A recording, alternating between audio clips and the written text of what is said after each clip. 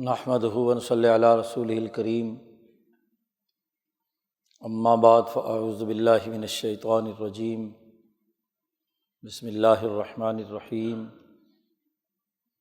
قال اللہ تبارک و تعالی: والذین استجابوا لربہم واقاموا الصلاۃ وامرہم شوریٰ بینہم ومما رزقناہم ینفقون۔ وقال تعالی: وشاورہم فی الامر فاذا عزمت فتوکل علی اللہ۔ وقال النبی صلی اللہ علیہ وسلم: اذا کان امراؤکم خیارکم واغنیاؤکم سمحاؤکم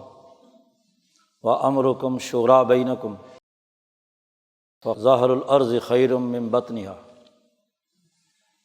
وقال النبی صلی اللہ علیہ وسلم: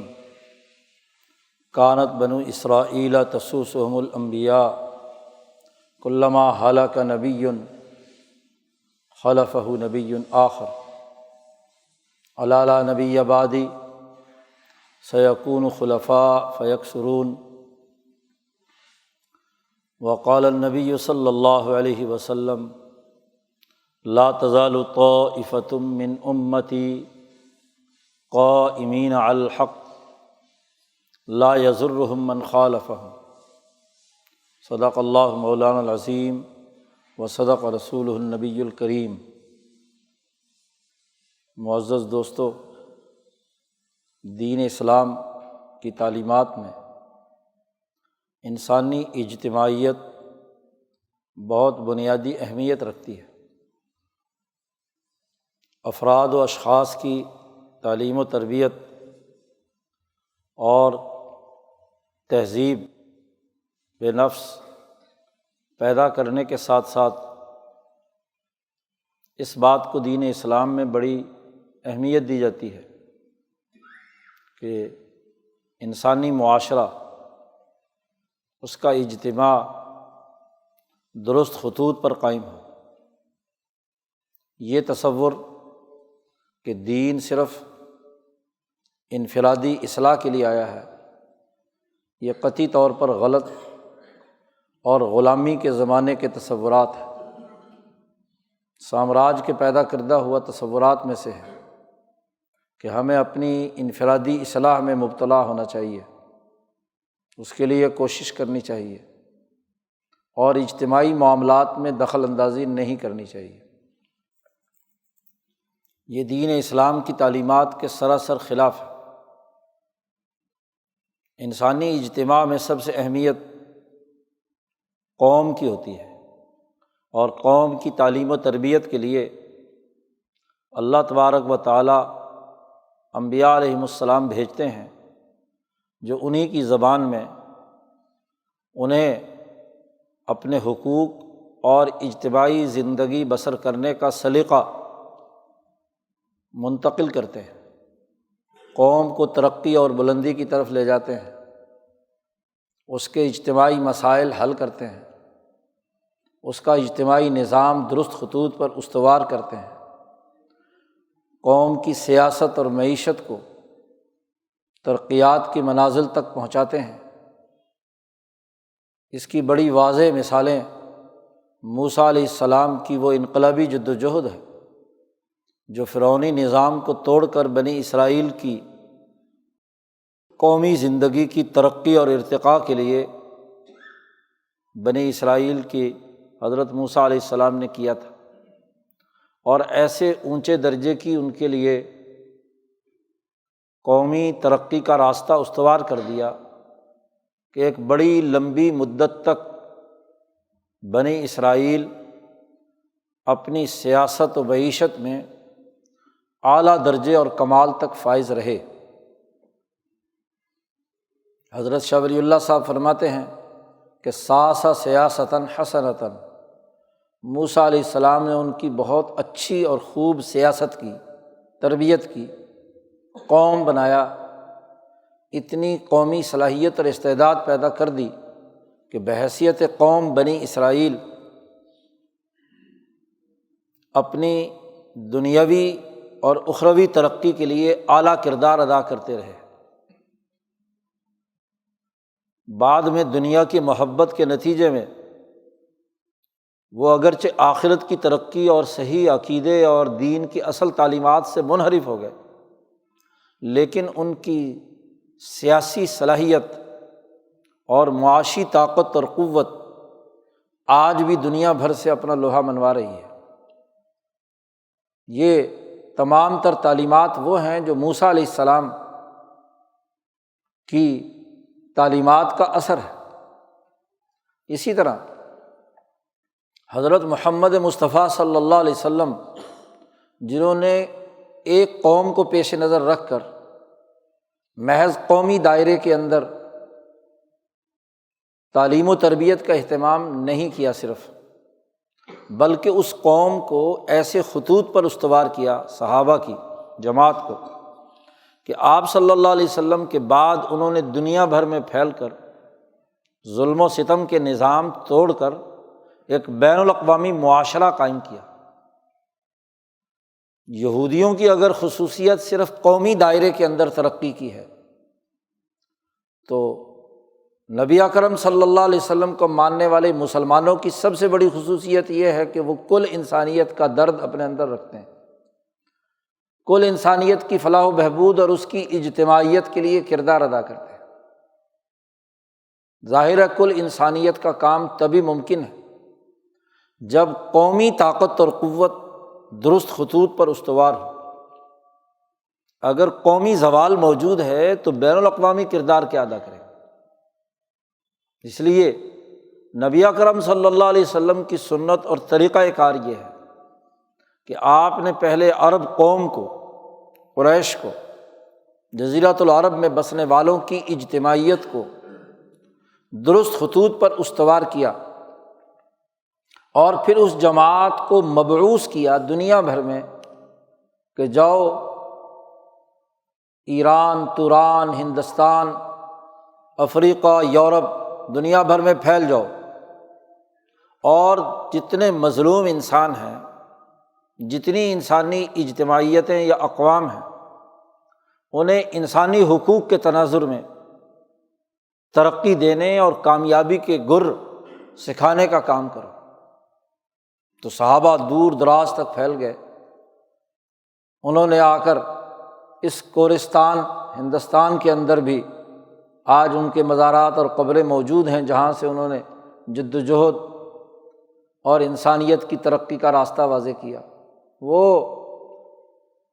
مراکش کے آخری ساحل تک، وہ پورے یورپ کے اندلس کے آخری کنارے تک صحابہ، تابعین، اولیاء اللہ، علماء ربانیین کی عظیم جد و جہد ہے۔ انبیاء علیہم السلام قوموں کی تعلیم و تربیت کے لیے آتے ہیں، اور گزشتہ سے پیوستہ جمعہ میں یہ بات عرض کی گئی تھی کہ قوم کی تربیت کے لیے سب سے پہلا مرحلہ یہ ہوتا ہے کہ قوموں اور بین الاقوامی نظاموں کی تشکیل کے لیے افراد کی تربیت کی جائے ان خطوط پر کہ وہ ایک آزاد اور حریت پسندانہ رائے رکھے، رائے سازی۔ نمبر 2، اس رائے سازی کی اساس پر،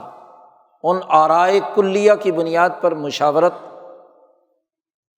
بامعنیٰ مشاورت کے نتیجے میں ایک صحیح قانون، حکم اور فیصلے تک پہنچنے کا عمل۔ پھر جو قانون اور فیصلہ طے کر لیا جائے اس کے نفاذ کا انتظامی ڈھانچہ، انتظامی تعلیم و تربیت، حکومت، نظم و نسق، نفاذ اس کا ہونا ضروری ہے، اور پھر اس پر نگرانی کا نظام۔ دنیا بھر میں اقوام عالم کے اندر یہ 6 امور نبی اکرم صلی اللہ علیہ وسلم کی تعلیم سے متعارف ہوئے، ورنہ تو آپ صلی اللہ علیہ وسلم کی آمد سے پہلے تو اقوام اپنے اپنے محدود دائرے اور علاقائی خصوصیات کے بہت ہی چھوٹے سے تالاب کے اندر بند تھیں۔ کوئی کوہ ہمالیہ سے کبھی باہر نہیں گیا، کوئی اس بحیرہ عرب کو پار کر کے دوسری جگہ نہیں گیا، کوئی افریقہ کے دائرے سے باہر نہیں نکلا، کوئی یورپ کے تصورات سے باہر نہیں نکلا۔ کوئی مشرق وسطیٰ کے دائرے سے باہر نہیں گیا، کسی نے ایران سے آگے پیچھے جانے کی کوشش نہیں کی، کسی نے وسطی ایشیا، روس، چین کے علاقوں سے باہر جانے کی کوشش نہیں کی۔ اپنی قوم زیادہ سے زیادہ، اپنے ماحول، اپنے خطے کے لیے تو بڑی اچھی اچھی باتیں بیان کی، اپنی نسل کے لیے، لیکن کل انسانیت کے لیے تعلیم و تربیت کا ایسا اہتمام جس سے ایک بین الاقوامی اجتماعیت قائم ہو سکے، یہ صرف حضرت محمد مصطفیٰ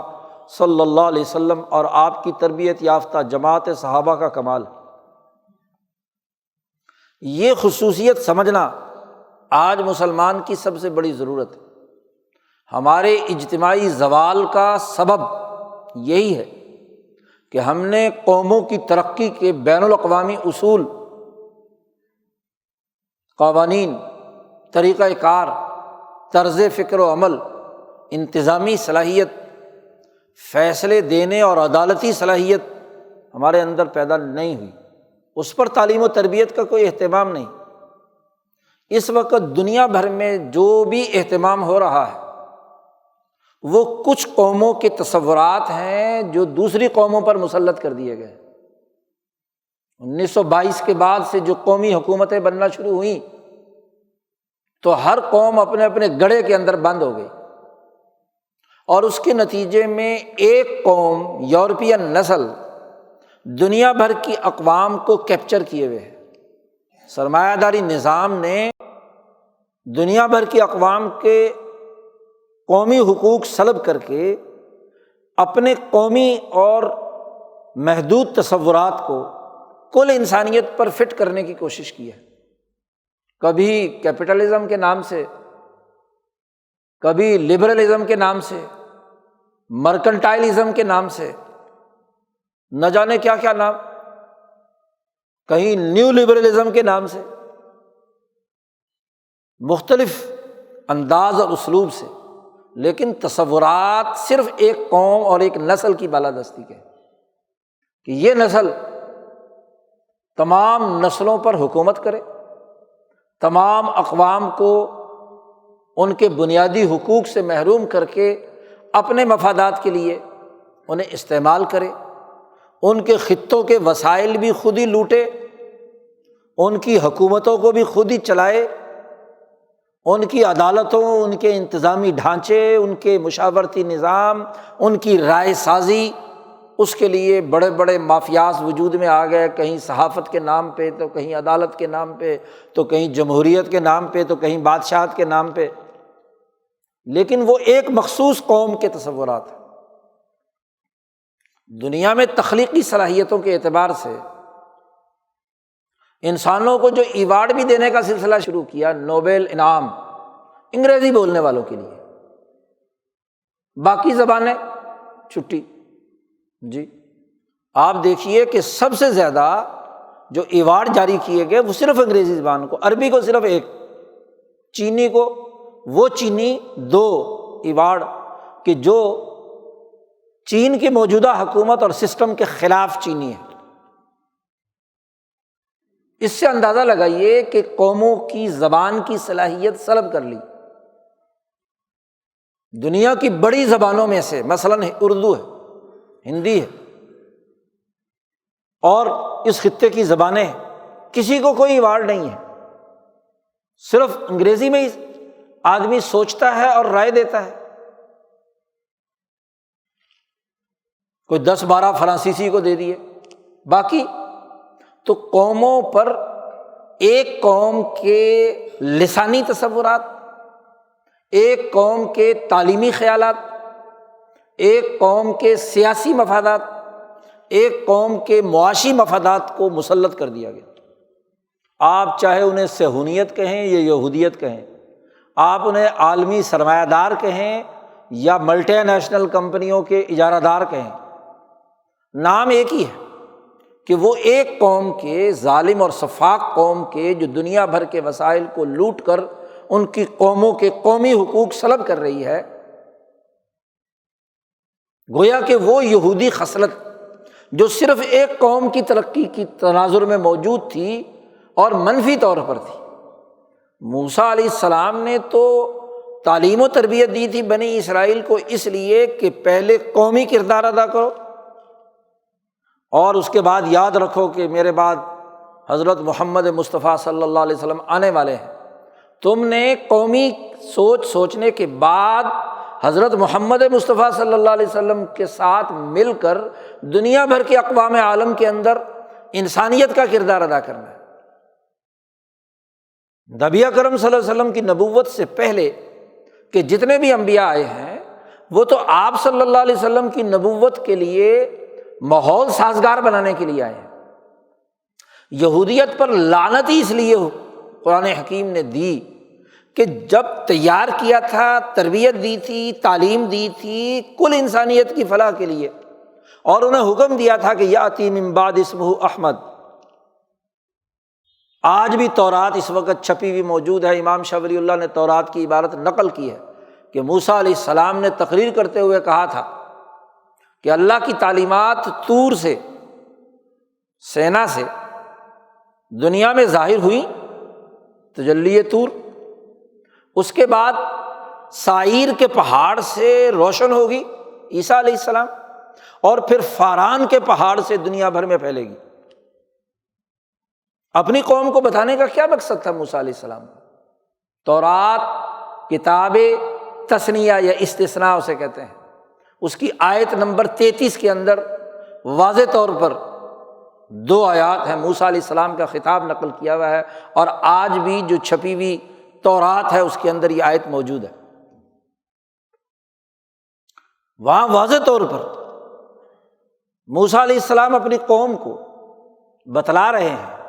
کہ یہ جو اللہ کی تعلیمات سینا سے ظاہر ہوئی ہیں، طور پر نازل ہوئی ہیں، یہ آیات سائیر سے ہوتی ہوئی فاران تک جائیں گی، تو تمہیں سائیر کا بھی ساتھ دینا ہے جو وہاں سے تعلیم ہوگی عیسیٰ علیہ السلام، اور تمہیں فاران سے جو تعلیم ظاہر ہوگی محمد مصطفیٰ صلی اللہ علیہ وسلم کی، اس کی بھی اتباع کرنی۔ لعنت کا سبب یہ ہے کہ تربیت تو حاصل کی موسیٰ علیہ السلام سے، قومی استعداد اور صلاحیت کی، سیاسی تربیت بھی، معاشی تربیت بھی، عقل و شعور بھی، فہم و بصیرت بھی، اور جب کام کا وقت آیا رسول اللہ صلی اللہ علیہ وسلم کے ساتھ مل کر کام کرنے کا، تو اس وقت کیا ہے، انہوں نے بات ماننے سے واضح طور پر انکار کر دیا، کام کرنے سے انکار کر دیا۔ واضح طور پر اللہ نے کہا کہ الذین آتیناہم الکتاب یعرفونہ کما یعرفون ابناءہم، جیسے اپنے بیٹوں کو کوئی بھولتا ہے، ایسے اے محمد صلی اللہ علیہ وسلم آپ کو جانتے ہیں کہ آپ بالکل برحق نبی ہیں، لیکن کتمان علم، چھپاتے ہیں، یکتمون الحق وہم یعلمون، جانتے ہیں یہ، پھر اس کے باوجود حق چھپا رہے ہیں۔ اس لیے اللہ کا غضب اور لعنت نازل ہوئی کہ ایک آدمی کو، ایک قوم کو تربیت دی تھی ایک مقصد پورا کرنے کے لیے، ایک ڈاکٹر کو تربیت دی جائے قوم کی خدمت کرنے کے لیے، اور وہ اس سے علاج کرنے کے بجائے اس سے ذاتی مفادات اٹھانا شروع کر دے۔ ایک عالم کو قرآن اور حدیث کا علم سکھایا تھا انسانوں کو رہنمائی دینے کے لیے، وہ اسے کاروبار بنا لے۔ جی، ایک صاحب نسبت کی ضرورت تھی کہ دلوں کو اللہ کے نور سے منور کرے، اسے پیر پرستی کے اندر داخل کر کے روپے پیسے اور نوٹ اکٹھے کرنے شروع کر دیے۔ ایک انجینئر کی ذمہ داری تھی، اس کو تعلیم دی، پڑھایا لکھایا کہ وہ اس شعبے سے متعلقہ تمام کام پرفیکٹ کرے انسانیت کی خدمت کے، نہ بکے نہ جھکے، لیکن وہ سرمایہ داروں کا ایجنٹ بن جائے اور جعلی سڑکیں پاس کرے، گرتی ہوئی بلڈنگوں کو جائز قرار دے دے۔ تو علم کا غلط استعمال یہ مغضوب علیہم، یہودیوں کی یہ صلاحیت جو آج بھی دنیا میں ہے، یہ موسیٰ علیہ السلام کی تعلیم کا اثر، اور اس تعلیم کا بنیادی ہدف یہ تھا کہ وہ حضرت محمد مصطفیٰ صلی اللہ علیہ وسلم کا سپاہی بن کر کردار ادا کرے، لیکن تعلیم اللہ کے رسول سے حاصل کی، شعور وہاں سے پیدا ہوا، اور پھر اس تعلیم کا حق ادا نہ کیا تو اللہ نے کہا اللہ کا غضب ان پر نازل ہو۔ اللہ کی لعنت ان پر ہے، اللہ کے نام پر تیار ہوئے اور اللہ کے نظام کے خلاف کام کر رہے ہیں۔ موسیٰ علیہ السلام کے ماننے کی بات کر رہے ہیں لیکن ان کی بات نہیں مانتے۔ یہی عمل عیسائیوں کا تھا۔ عیسیٰ علیہ السلام اس انقلابی تحریک کو جو موسیٰ علیہ السلام نے شروع کی تھی، اپنے دور میں دنیا کے اس خطے میں، جو خطہ مغربی علاقہ کہلاتا ہے، وہاں پھیلانے کے لیے عیسیٰ علیہ السلام تشریف لائے تھے۔ اسی لیے انہوں نے یہودی دائرے نسل سے باہر نکل کر باقی قوموں کو بھی دعوت دی کہ آؤ اس دین کو اور دین حق کا پیغام آگے پھیلاؤ۔ تو یہودیوں نے کہا کہ یہ تو ہمارے مفادات کی کیا ہے، سب سے بڑی خرابی ہے۔ اس لیے یہودیوں نے عیسیٰ علیہ السلام کو اپنے خیال کے مطابق نقصان پہنچانے کی پوری کوشش کی جی۔ اب ان کی ذمہ داری عیسائیوں کی کیا تھی کہ وہ اس تحریک کو آگے بڑھائیں، اور جب محمد مصطفیٰ صلی اللہ علیہ وسلم آئے تو ان کی تائید کریں، ان کی تقلید کریں۔ اس لیے عیسیٰ علیہ السلام نے بھی کہا، قرآن حکیم کہتا ہے کہ یأتی من بعد اسمہ احمد، میرے بعد ایک نبی آئیں گے، احمد ان کا نام ہوگا۔ میری جماعت جو مجھ پر ایمان رکھتی ہے، جب وہ آ جائیں تو ان کی اطاعت کرنی۔ تو ان دونوں قوموں پر لعنت اسی لیے ہوئی۔ اب آپ دیکھیے کہ اسماعیل علیہ السلام بھی، جن کی سیاسی شعور اور طاقت سے قریش کی قوم کی قومی حیثیت بنی، ابراہیمی تعلیمات ہے۔ ابراہیم علیہ السلام نے یہ مرکز بنایا، خانہ کعبہ جی، لوگوں کو بلایا، اس کی مرکزیت قائم ہوئی۔ تو ابراہیم کے نام پر، اللہ کے نام پر، اللہ کا گھر، اللہ کے لیے حج، اللہ کے لیے امن۔ لیکن عمرو بن لحیٰ کے زمانے سے پورا 300 سالہ دور ہے کہ وہ جو اصل جس کے لیے قریش کی سیاسی شناخت پیدا ہوئی تھی، اس کو بدل کر 360 بت لا کر اس نے خانہ کعبہ میں رکھ دی۔ تیار ہوئی، مکے کی شناخت بنی، مکہ آباد ہوا، خانہ کعبہ بنا، ایک نبی کی تعلیم سے، اسماعیل علیہ السلام کی تعلیم سے، اور اس تعلیم کی بنیاد پر سیاسی اور معاشی مفادات اٹھانے والے اسی تعلیم کے خلاف کام کر رہے ہیں۔ تو مغضوب علیہم نہیں ہوں گے، ضالین نہیں ہوں گے، ان کے خلاف انقلاب کی ضرورت ہوگی یا نہیں کہ بھائی ان کو راستے سے، ایسے لوگوں کو راستے سے ہٹایا جائے۔ کون سے لوگ کہ جو اگرچہ قوم کی زبان میں تو بات کرتے ہیں لیکن رائے سازی نہیں کرتے۔ مکے کے مشرک کیا کرتے تھے؟ بھائی تمہاری رائے نہیں ہے، رائے وہ ہے جو ان میں سے سب سے بڑا جاہل ہے، ابو جہل، وہ فیصلہ کر دے۔ گو کہنے کو ایک دارالندوہ، ایک پارلیمنٹ، ایک ادارہ موجود ہے، نہ کہا گیا اسے دارالندوہ، جس میں بڑے بڑے ذی رائے شرکا نادیہ جمع ہوں، تو 12-15 بڑے بڑے سردار جمع ہوتے ہیں اور وہ اپنی کھچڑی پکاتے ہیں اپنے مفادات کے مطابق۔ اور پھر جو اس حکومت کا سربراہ ہے ابو جہل، وہ ان 12 آدمیوں کے مفادات کے مطابق قانون سازی کرتا ہے اور اسی کے مطابق پروپیگنڈا کر کے رائے بھی بناتا ہے جی۔ وہی بات جو فرعون نے کہی تھی، اریکم ما ارا، تو فرعون حاضل امہ، اس امت کا فرعون ابو جہل، وہ بھی کیا ہے، جو اس ایک چھوٹی سی کچن کیبنٹ کہہ لیجیے آپ آج کل کی اصطلاح میں، اس کے مفادات اور اس کے مقاصد کے مطابق وہ سوچتے رہتے ہیں کہ لوگوں کی رائے کو کیسے بدلنا ہے، لوگوں کی آزادی رائے کو کیسے سلب کرنا ہے، اور اس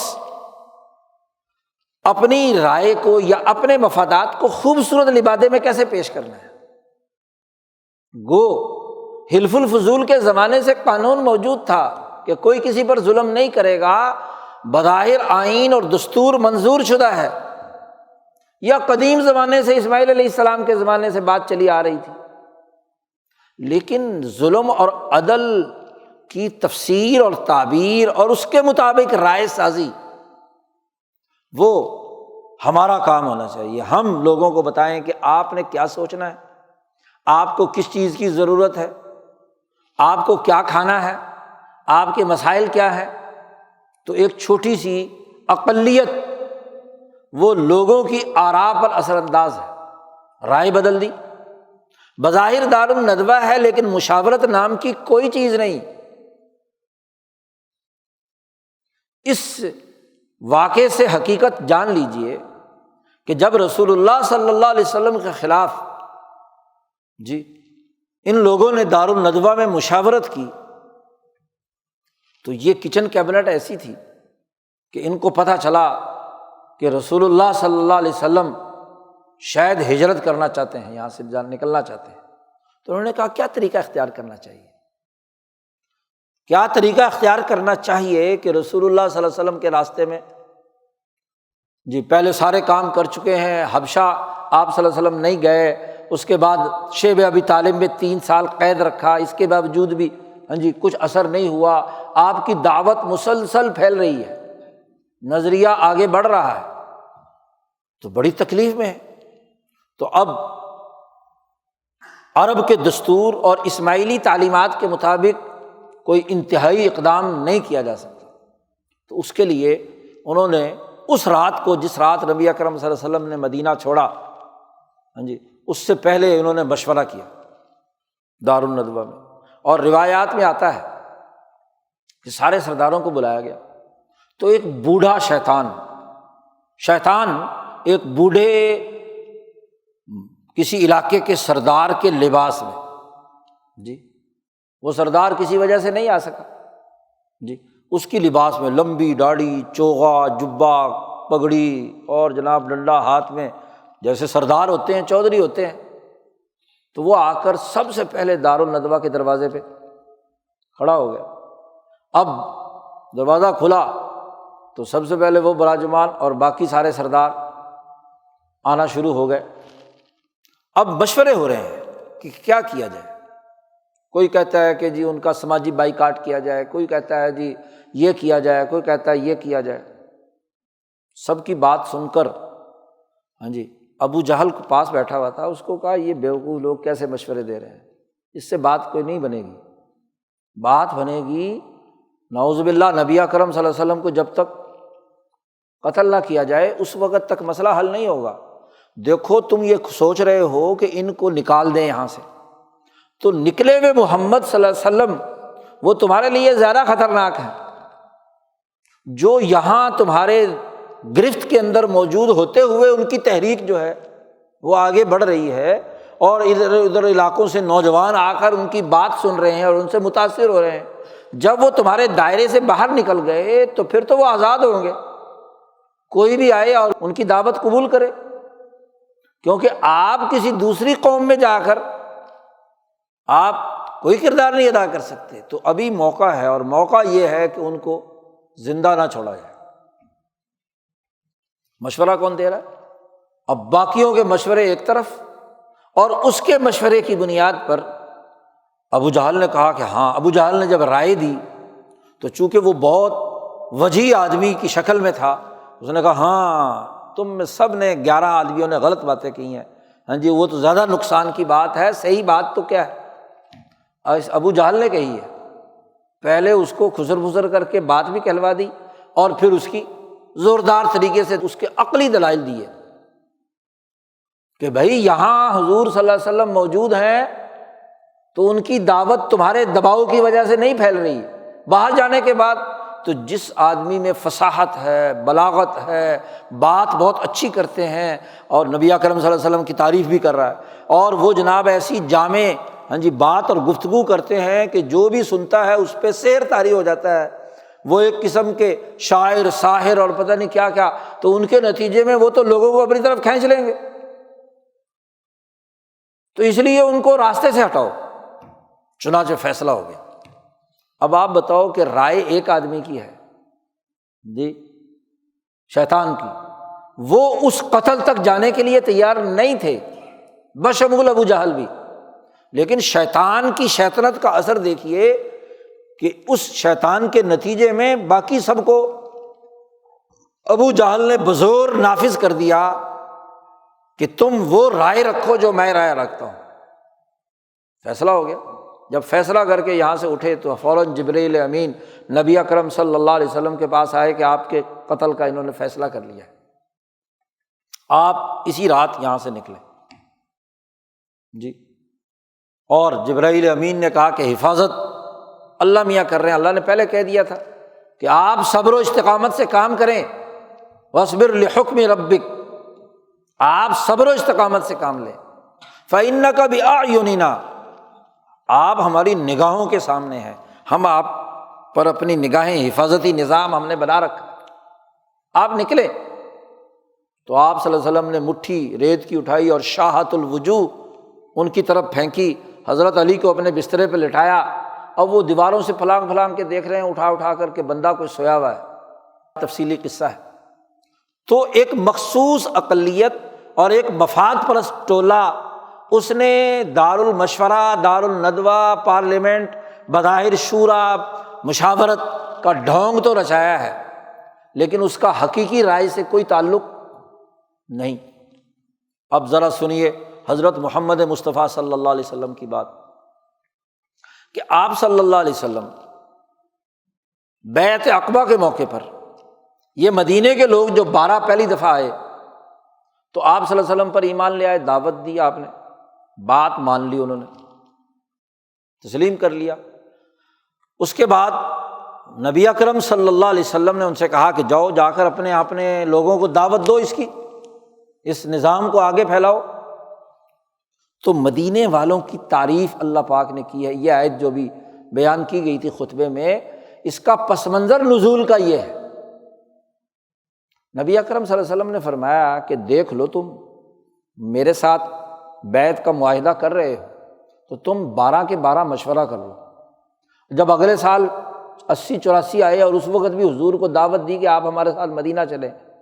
تو حضور نے فرمایا تم نے مشورہ کر لیا آپس میں، کیونکہ مجھے سنبھالنا خاصا مشقت والی بات ہے، تمہاری لڑائی ہوگی قریشیوں سے، اس جماعت سے، تو تم مجھے سنبھال سکتے ہو، جو مجھے یہاں نہیں ٹکنے دے رہے تو وہاں بھی میرے خلاف کام کریں گے، تو تمہارے اندر یہ صلاحیت ہے کہ تم سنبھال سکو۔ تو انہوں نے کہا کہ یا رسول اللہ ہم مشورہ کریں گے۔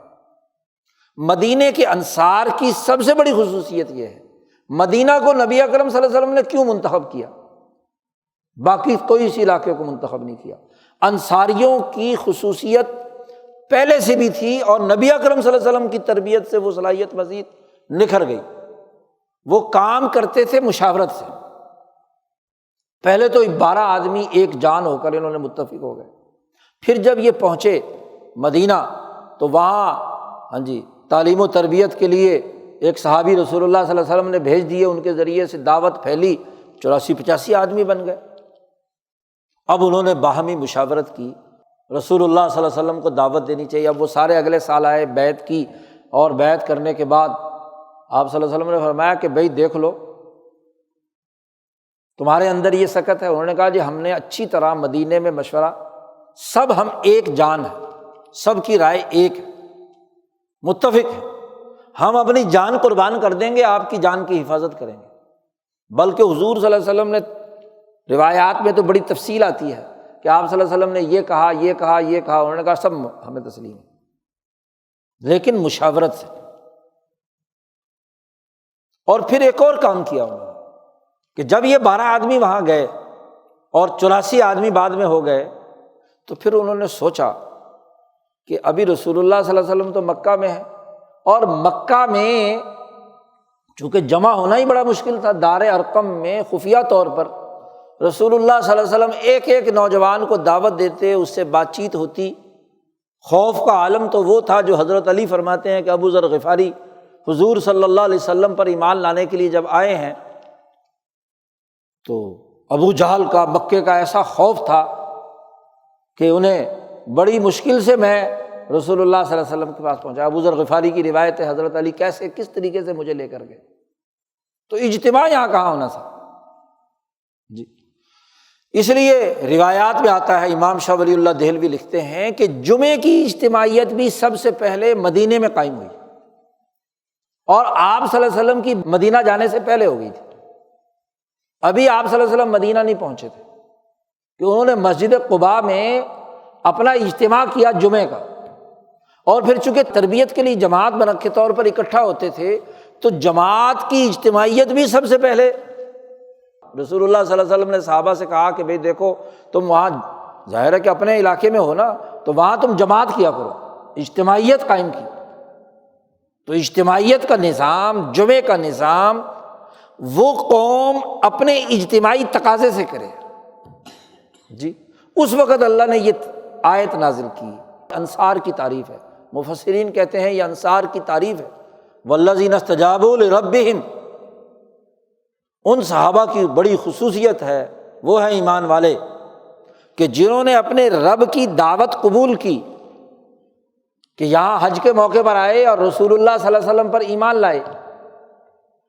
اور پھر ایمان لانے کے بعد صحابہ کی اگلی خصوصیت بیان کی کہ وہ اقاموا الصلاۃ، انہوں نے مدینہ میں جا کر نماز کا اجتماعی نظام قائم کیا جماعت کے ساتھ جی۔ مصعب بن عمیر جماعت کراتے تھے، اجتماعی نظام بنایا۔ اور پھر تیسری بات فرمائی وَأَمْرُهُمْ شُورَىٰ بَيْنَهُمْ، ان کے معاملات، ان کے فیصلے مشاورت سے ہوتے ہیں، اور اللہ کے راستے میں جو ہم نے رزق دیا ہوا ہے اسے خرچ کرتے ہیں۔ چار باتیں کہی ہیں، رب پر ایمان، اقامت صلاۃ، نماز کا اجتماعی نظام، قیام صلاۃ، قراءت صلاۃ نہیں، اور قیام صلاۃ جو ہے وہ جماعت کے ساتھ ہوتا ہے، اور سیاسی بات کہ امرہم شورا بینہم، کہ ان کے نظام، ان کا حکم باہمی مشاورت سے ہوتا ہے، مشورے سے ہوتا ہے۔ اور یہاں مفسرین نے بڑا اہم نقطہ لکھا کہ یہ نہیں کہا کہ وہ مشورہ کرتے ہیں، شورا مصدر ہے، اور مصدر کا مطلب یہ ہے جیسے ایک ہے عادل اور ایک ہے العدل، کہ سراپا عدل، ان کی خصوصیت یہ ہے کہ ان کا کام سوائے مشورے کے اور کسی چیز سے نہیں ہوتا۔ یہ نہیں کہ وہ مشورہ کرتے ہیں، فعل استعمال نہیں کیا، مصدر استعمال کیا، جملہ اسمیہ استعمال کیا کہ امرہم شورا بینہم، ان کے معاملات، ان کی حکومت، ان کا سیاسی نظم و نسق وہ باہمی مشاورت سے ہوتا ہے۔ اور وَمِمَّا رَزَقْنَاهُمْ يُنْفِقُونَ، جو ہم نے انہیں رزق دیا وہ اللہ کے راستے میں کیا ہے؟ خرچ کرتے ہیں۔ اسی تناظر میں ہی سورۃ البقرہ کی ابتدائی آیات میں انہی انصار کی تعریف ہے کہ یہ اصل میں تو قرآن نازل ہوا ہے ھدی للمتقین، ان متقین کے لیے کہ جو یہ کام کرتے ہیں، یقیمون الصلاۃ ومما رزقناہم ینفقون۔ تو یہ صحابہ کی، انصار کی خصوصیت ہے، اجتماعیت کی داغ بیل، باقاعدہ عملی سیاسی نظام کی، وہ مدینہ میں جا کر ہوئی ہے، اور اس میں ان کے کام مشورے سے ہیں، امرہم شورا بینہم، مشورے کے خلاف نہیں۔ یہ خصوصیت بیان کی ہے۔ اور پھر مدینہ منورہ میں ہی آپ صلی اللہ علیہ وسلم نے کاموں کے لیے باقاعدہ مشاورت کا ایک نظام بنایا۔ آپ صلی اللہ علیہ وسلم جب پہنچ گئے مدینہ منورہ، مسجد نبوی وہاں بن گئی، تو اب ضرورت پیش آئی کہ اس اجتماع کو کیسے بلایا جائے۔ آپ صلی اللہ علیہ وسلم تو ایک جگہ تشریف فرما ہے، بنی نجار میں، جن سے آپ صلی اللہ علیہ وسلم نے کہا تھا کہ مجھے مسجد کے لیے جگہ چاہیے، سامنونی یا بنی نجار، اے بنی نجار میرے ساتھ سودا کر لو کہ یہ زمین مجھے دے دو مسجد کے لیے۔ تو انہوں نے سب نے محلے نے مل کر مشورہ کیا کہ ہمیں پیسے نہیں لینے، ہم نے یا رسول اللہ ہم نے یہ مسجد کے لیے وقف کر دی مشورے سے، کیونکہ جو گاؤں دیہاتوں میں جگہ ہوتی ہے شاملات کی، تو وہ پورے قبیلے کی ملکیت ہوتی ہے۔ تو انہوں نے مشورہ کیا کہ بھئی رسول اللہ صلی اللہ علیہ وسلم آئے ہیں اور اجتماع کی ضرورت ہے۔ اجتماع ضرورت عوام کی ہوتی ہے، لیڈر اور رہنما کی نہیں۔ نبی اکرم صلی اللہ علیہ وسلم تو اپنے گھر میں بھی تشریف فرمایا، ذرا سی جگہ چاہیے، ایک حجرہ چاہیے۔ اجتماع ضرورت ہے ان لوگوں کی، تو جب ضرورت ان کی ہے محلے والوں کی، تو محلے والے بنائے نا مسجد، تو انہوں نے زمین دے دی مشورے سے، یہ مشاورت کا نظام۔ اچھا جی، مسجد بن گئی تو اب اگلی ضرورت تھی اقامت صلاۃ کی۔ آپ دیکھیے کہ خود نبی ہیں، تربیت کا انداز دیکھیے کہ نبی ہونے کے باوجود اذان کے حوالے سے مشورے کی روایت موجود ہے کہ لوگوں کو دعوت کیسے دی جائے اجتماع کی طرف۔ حالانکہ نبی اکرم صلی اللہ علیہ وسلم شروع میں حکم دے دیتے کہ بھی اذان دیا کرو، تو لوگ پابندی کرتے، لیکن جو ان سے متعلق کام ہے، جو ان کی ضرورت ہے، وہ خود اس حوالے سے اپنی آراء کا اظہار کریں، خود مشاہدہ کریں، خود ان پر حجت اور برہان آئے، تو تب تو وہ اجتماعیت ہے۔ اور اگر کسی بالادست طاقت اور قوت سے مسلط کر دی جائے، کچھ دن تو چلیں گے ساتھ، اور اس کے بعد کہیں گے کہ جی پتہ نہیں کیا ہمارے لیے مسئلہ ہو گیا جی، تو دلی خواہش تب ہوگی جب وہ اون کریں گے کہ ہمارے اجتماع نے فیصلہ کیا ہے کہ یہ کام ہوگا۔ اسی لیے ٹیم لیڈر کو اپنی رائے مسلط کرنے کے بجائے جو کام لوگوں نے کرنا ہے، ٹیم نے کرنا ہے، انہی سے پوچھا جائے کہ بھائی اس سلسلے میں آپ کی رائے کیا ہے، آپ اس کو کیسے کرنا چاہتے ہیں، تاکہ وہ فیصلے میں اپنے آپ کو شریک سمجھیں اور وہ فیصلہ ان کا اپنا فیصلہ ہو۔ بالفرض اگر اس میں کچھ مسائل سامنے آئیں تو انہیں اندازہ ہو کہ یہ فیصلہ تو ہم نے خود ہی کیا تھا، یہ قانون ہم نے منظور کیا تھا۔ کوئی ایک گرفت میں آئے اس قانون کے، تو وہ یہ نہیں کہہ سکتا کہ جناب ٹیم لیڈر صاحب نے کہا تھا کہ یہ ایسا کرو جی، تو وہ خود گویا کہ اس کے اندر شریک ہے۔ تو آپ صلی اللہ علیہ وسلم نے مجلس مشاورت منعقد کی، احادیث کی تمام کتابوں میں موجود ہے۔ آپ صلی اللہ علیہ وسلم نے فرمایا کہ بھائی جماعت کے لیے، نماز کے لیے لوگوں کو بلانا ہے تو کیسے بلائیں جی؟ تو کسی نے کہا، مشورہ دیا کہ جی یہودی ایسے بلاتے ہیں، رائے دی نا ہر ایک نے۔ یہ رائے کی آزادی اور رائے پر غور و فکر کا عمل شروع ہوتا ہے کہ بھئی بتاؤ کہ لوگوں کو کیسے مسجد میں بلایا جائے نماز کے لیے۔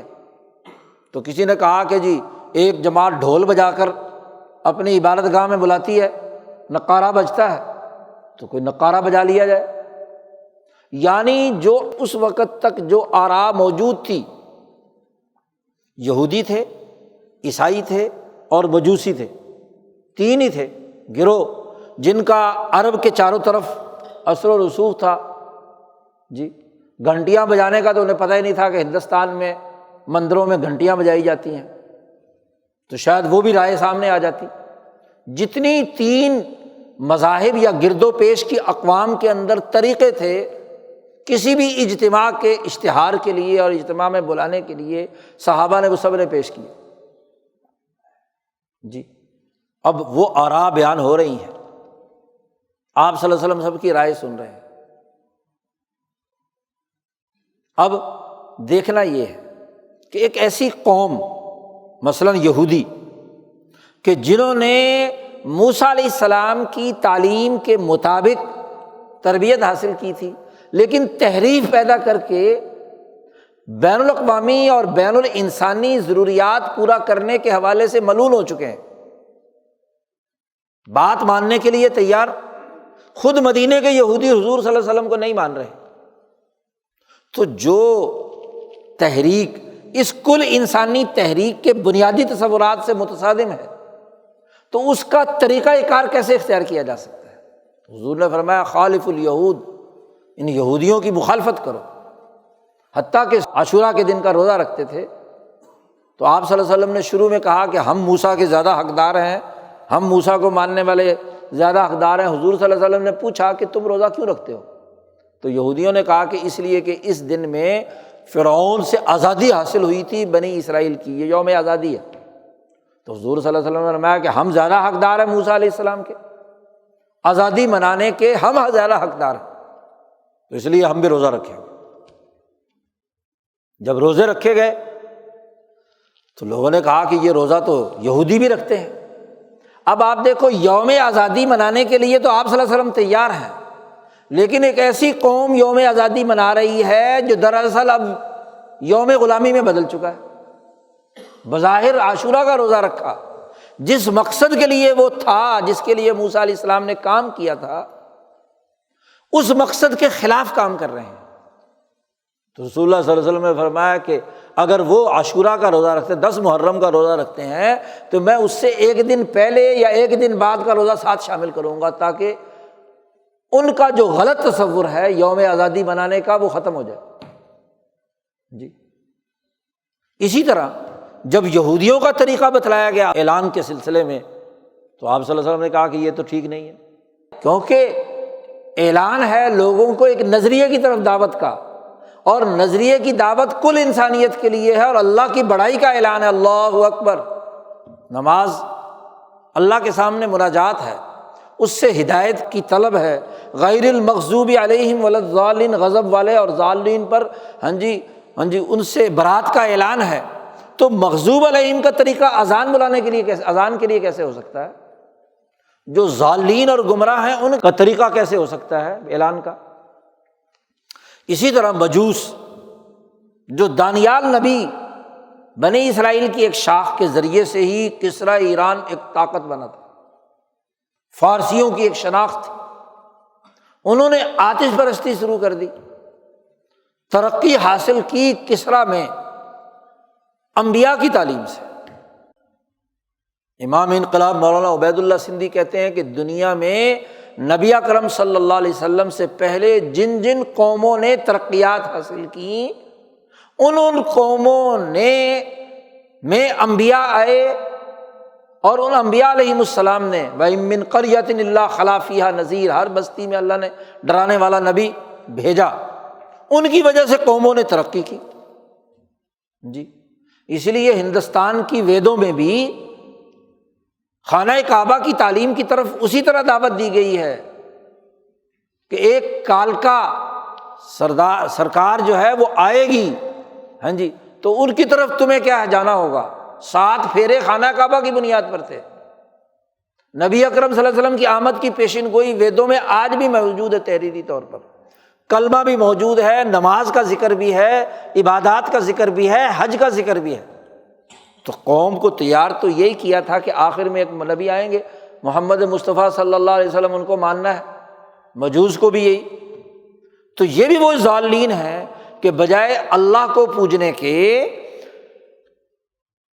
انہوں نے کیا کیا، دانیال نبی جن کی طاقت اور قوت اور تربیت سے، بنی اسرائیل کی تربیت سے یہ کسریٰ ایران آگے بڑھے تھے،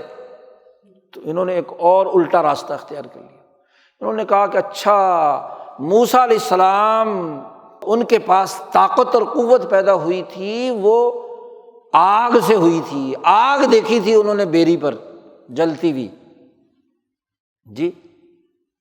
آگ سے کیا ہے، آواز آئی تھی، تو آگ میں خدا ہوتا ہے، کیونکہ اس آگ سے آواز آئی تھی کہ میں نے تمہیں منتخب کر لیا، فخلعنا علیک،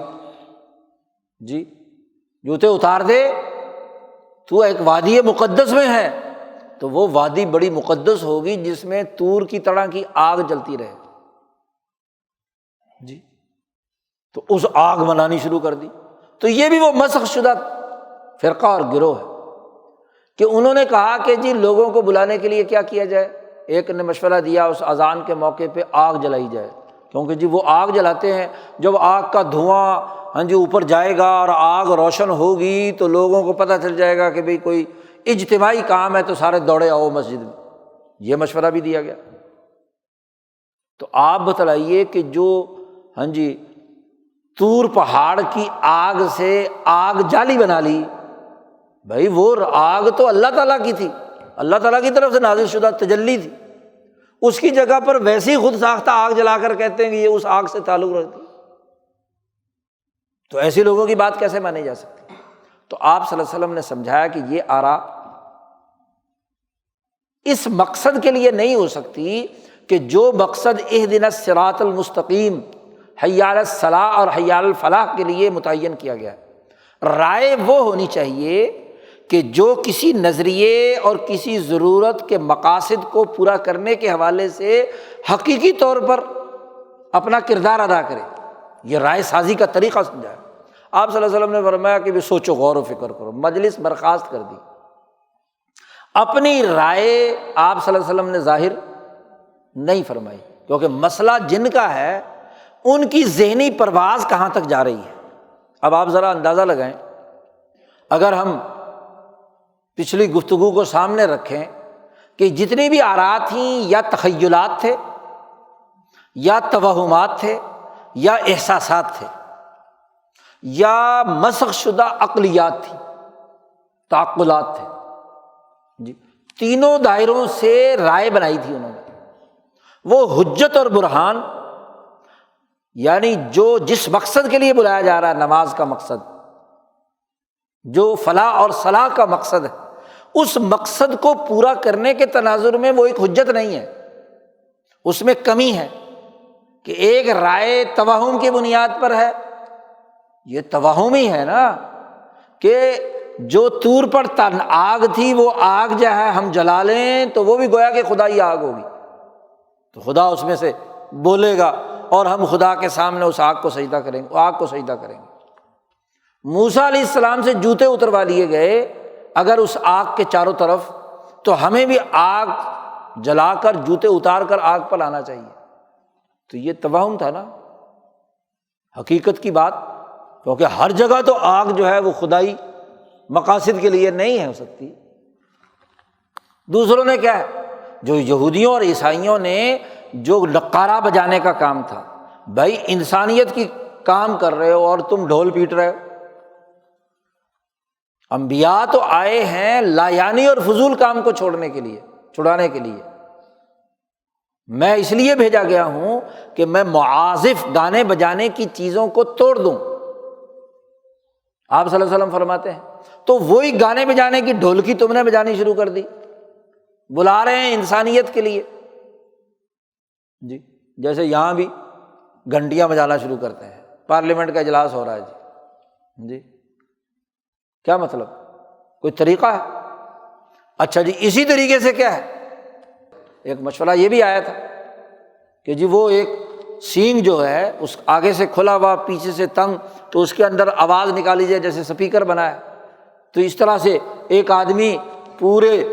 اس کے اندر کیا ہے پھر رہا ہو، تو وہ اعلان کرتا پھرے کہ آؤ بھائی نماز کے لیے۔ تو دیکھنا یہ کہ رائے کس بنیاد پر ہے، کیا جس کام کے لیے مشورہ ہو رہا ہے اس کام کے جو مقاصد اور اہداف ہیں ان کو پورا کرنے کے حوالے سے یہ رائے ہے، اس سے میل کھاتی ہے، اور اگر اس سے متصادم ہے تو اس کا مطلب یہ کہ رائے ناقص ہے، وہ محض توہم پر ہے، محض احساسات پر ہے، محض تخیلات پر ہے، محض ناقص عقل پر ہے، خیالی بات ہے، تو رائے ناقص، حجت ہونی چاہیے، برہان ہونی چاہیے۔ تو حضور صلی اللہ علیہ وسلم نے فرمایا جاؤ سوچو، مجلس برخاست، خود سوچو، ورنہ تو آپ صلی اللہ علیہ وسلم حکم دیتے تو کون تھا جو اس کی خلاف ورزی کرتا؟ آپ صلی اللہ علیہ وسلم تو نبی ہیں، آپ کو تو پتہ ہے کہ نماز کے لیے بلانا ہے تو کلمات کیا ہونے چاہیے جی، لیکن آپ صلی اللہ علیہ وسلم نے نہیں بیان کیا کہ ان کو اپنی رائے بھی تو بتائیں نا، وہ بھی کیا حجت برہان تک پہنچیں گے کہ نہیں، ان کی عقل بھی صحیح جگہ پر جائے گی نہیں جائے گی،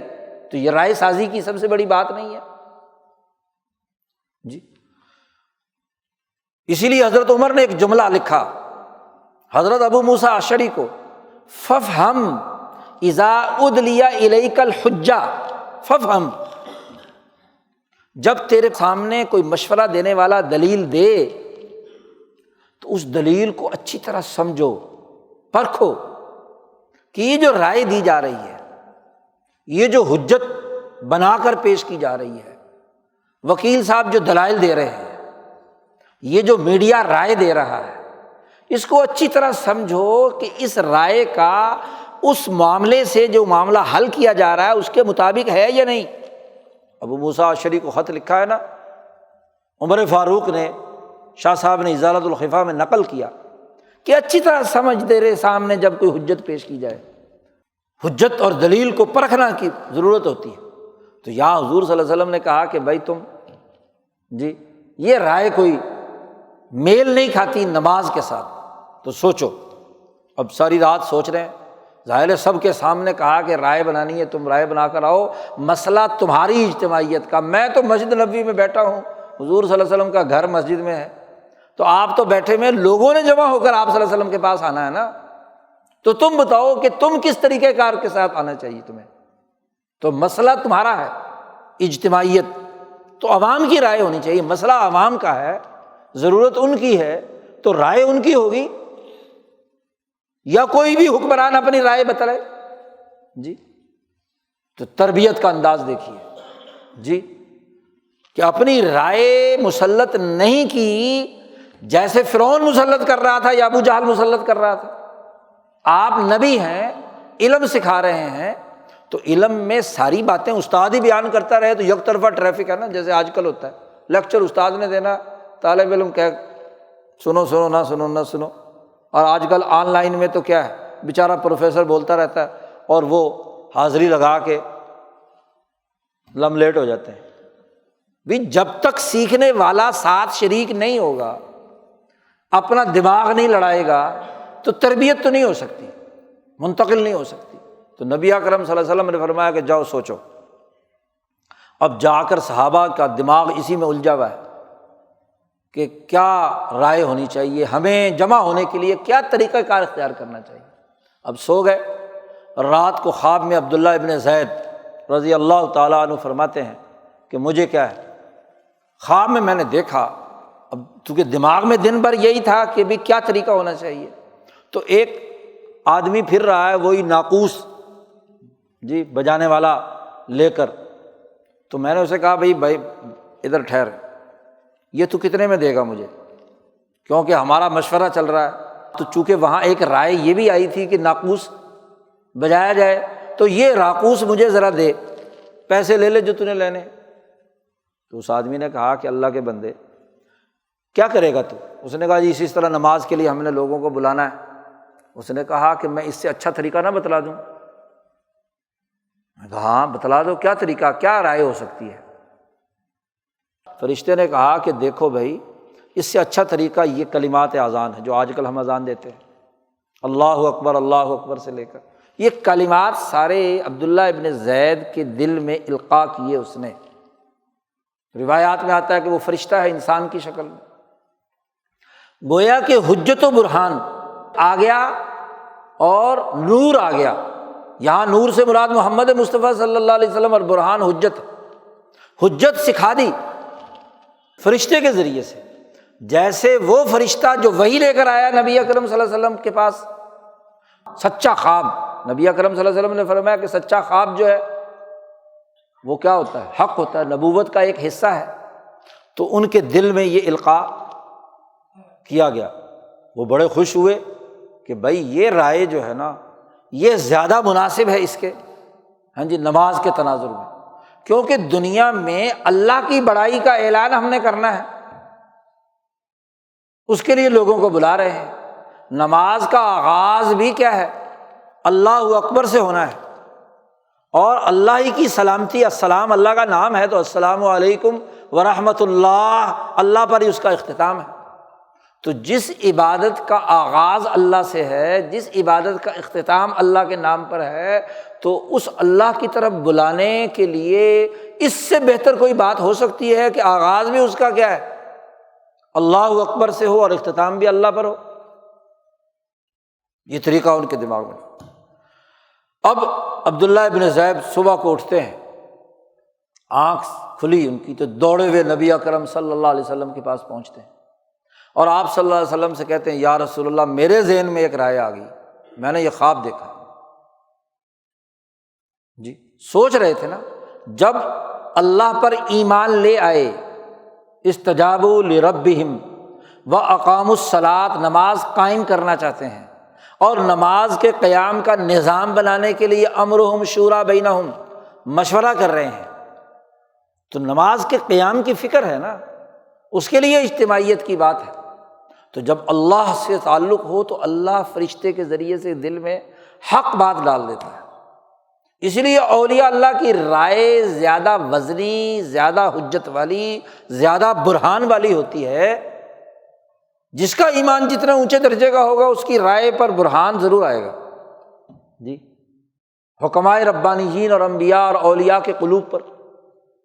انبیاء کا معاملہ تو وہی ہے، قطعی کی طرف ہے، لیکن باقیوں پر جو کشف یا الہام یا سچا خواب غیر نبی پر آتا ہے تو وہ آ گیا۔ انہوں نے آتے ہی رسول اللہ صلی اللہ علیہ وسلم سے نماز کے بعد بتایا کہ مجھے یہ خواب آیا، تو حضور صلی اللہ علیہ وسلم نے فرمایا، بلکہ نماز سے پہلے ہی ابو حضور صلی اللہ علیہ وسلم نے فرمایا بلال کو بلاؤ، کیونکہ عبداللہ ابن زید کی آواز اتنی بلند نہیں تھی، ہاں جی، ان کی قوت عاقلہ مضبوط تھی، اور جس کی قوت عاقلہ مضبوط ہو اس کا خواب بھی سچا ہوتا ہے، کیونکہ علم حاصل کرنے کی اس میں صلاحیت ہوتی ہے۔ اور بلال کی قوت عاملہ مضبوط تھی کہ جعفری الصوت تھے، جسمانی طور پر طاقتور تھے، تو عبداللہ ابن زید سے کہا کہ بلال کو بلاؤ۔ بلال کو بلایا اور کہا کہ بلال کو یہ اذان کے کلمات سکھاؤ، یہ جو تم نے کلمات کہے تھے یہ ذرا سکھاؤ۔ بلال کو سکھائے، اور بلال نے ہاں جی کھڑے ہو کر بلند آواز سے جب یہ اذان کہی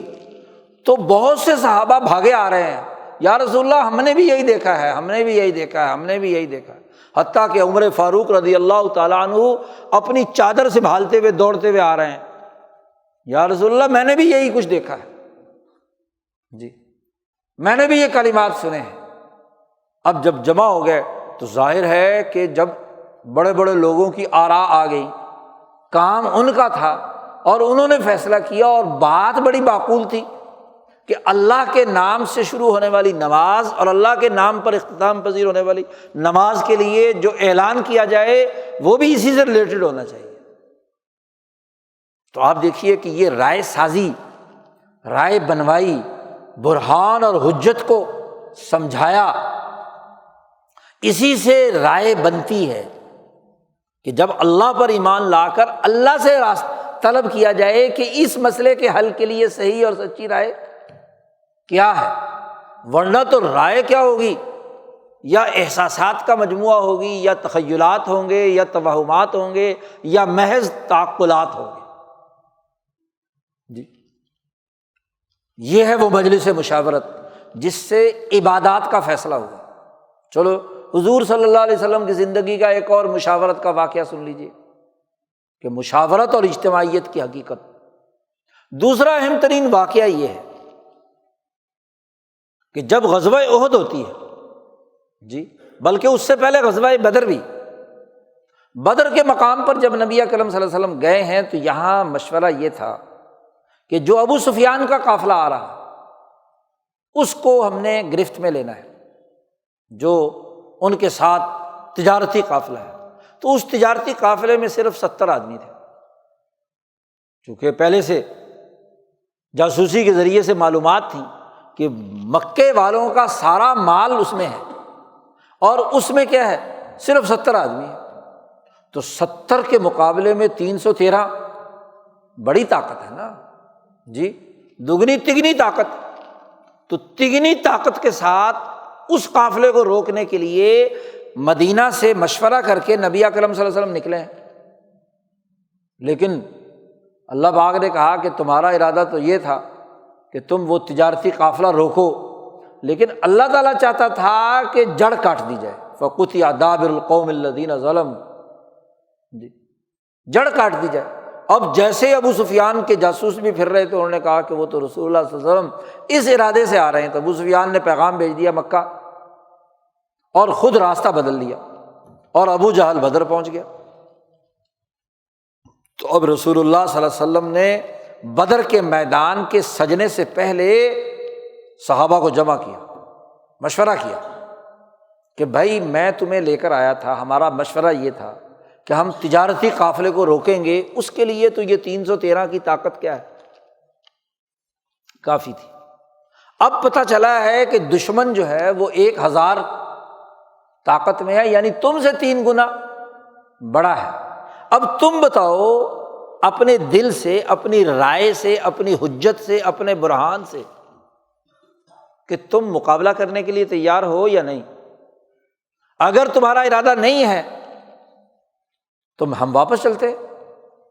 اور اگر تمہارا ارادہ ہے تو چلو مقابلہ کرتے ہیں۔ اب نبی اکرم صلی اللہ علیہ وسلم نے جب مشورہ کیا تو مہاجرین جو صحابہ تھے انہوں نے تو بڑھ چڑھ کر کہا، کیونکہ وہ تو مکے سے نکلے ہوئے تھے ویسے ہی، تو انہوں نے کہا آر یا پار جو بھی کچھ ہے ہمیں تو۔ خلوص دل کے ساتھ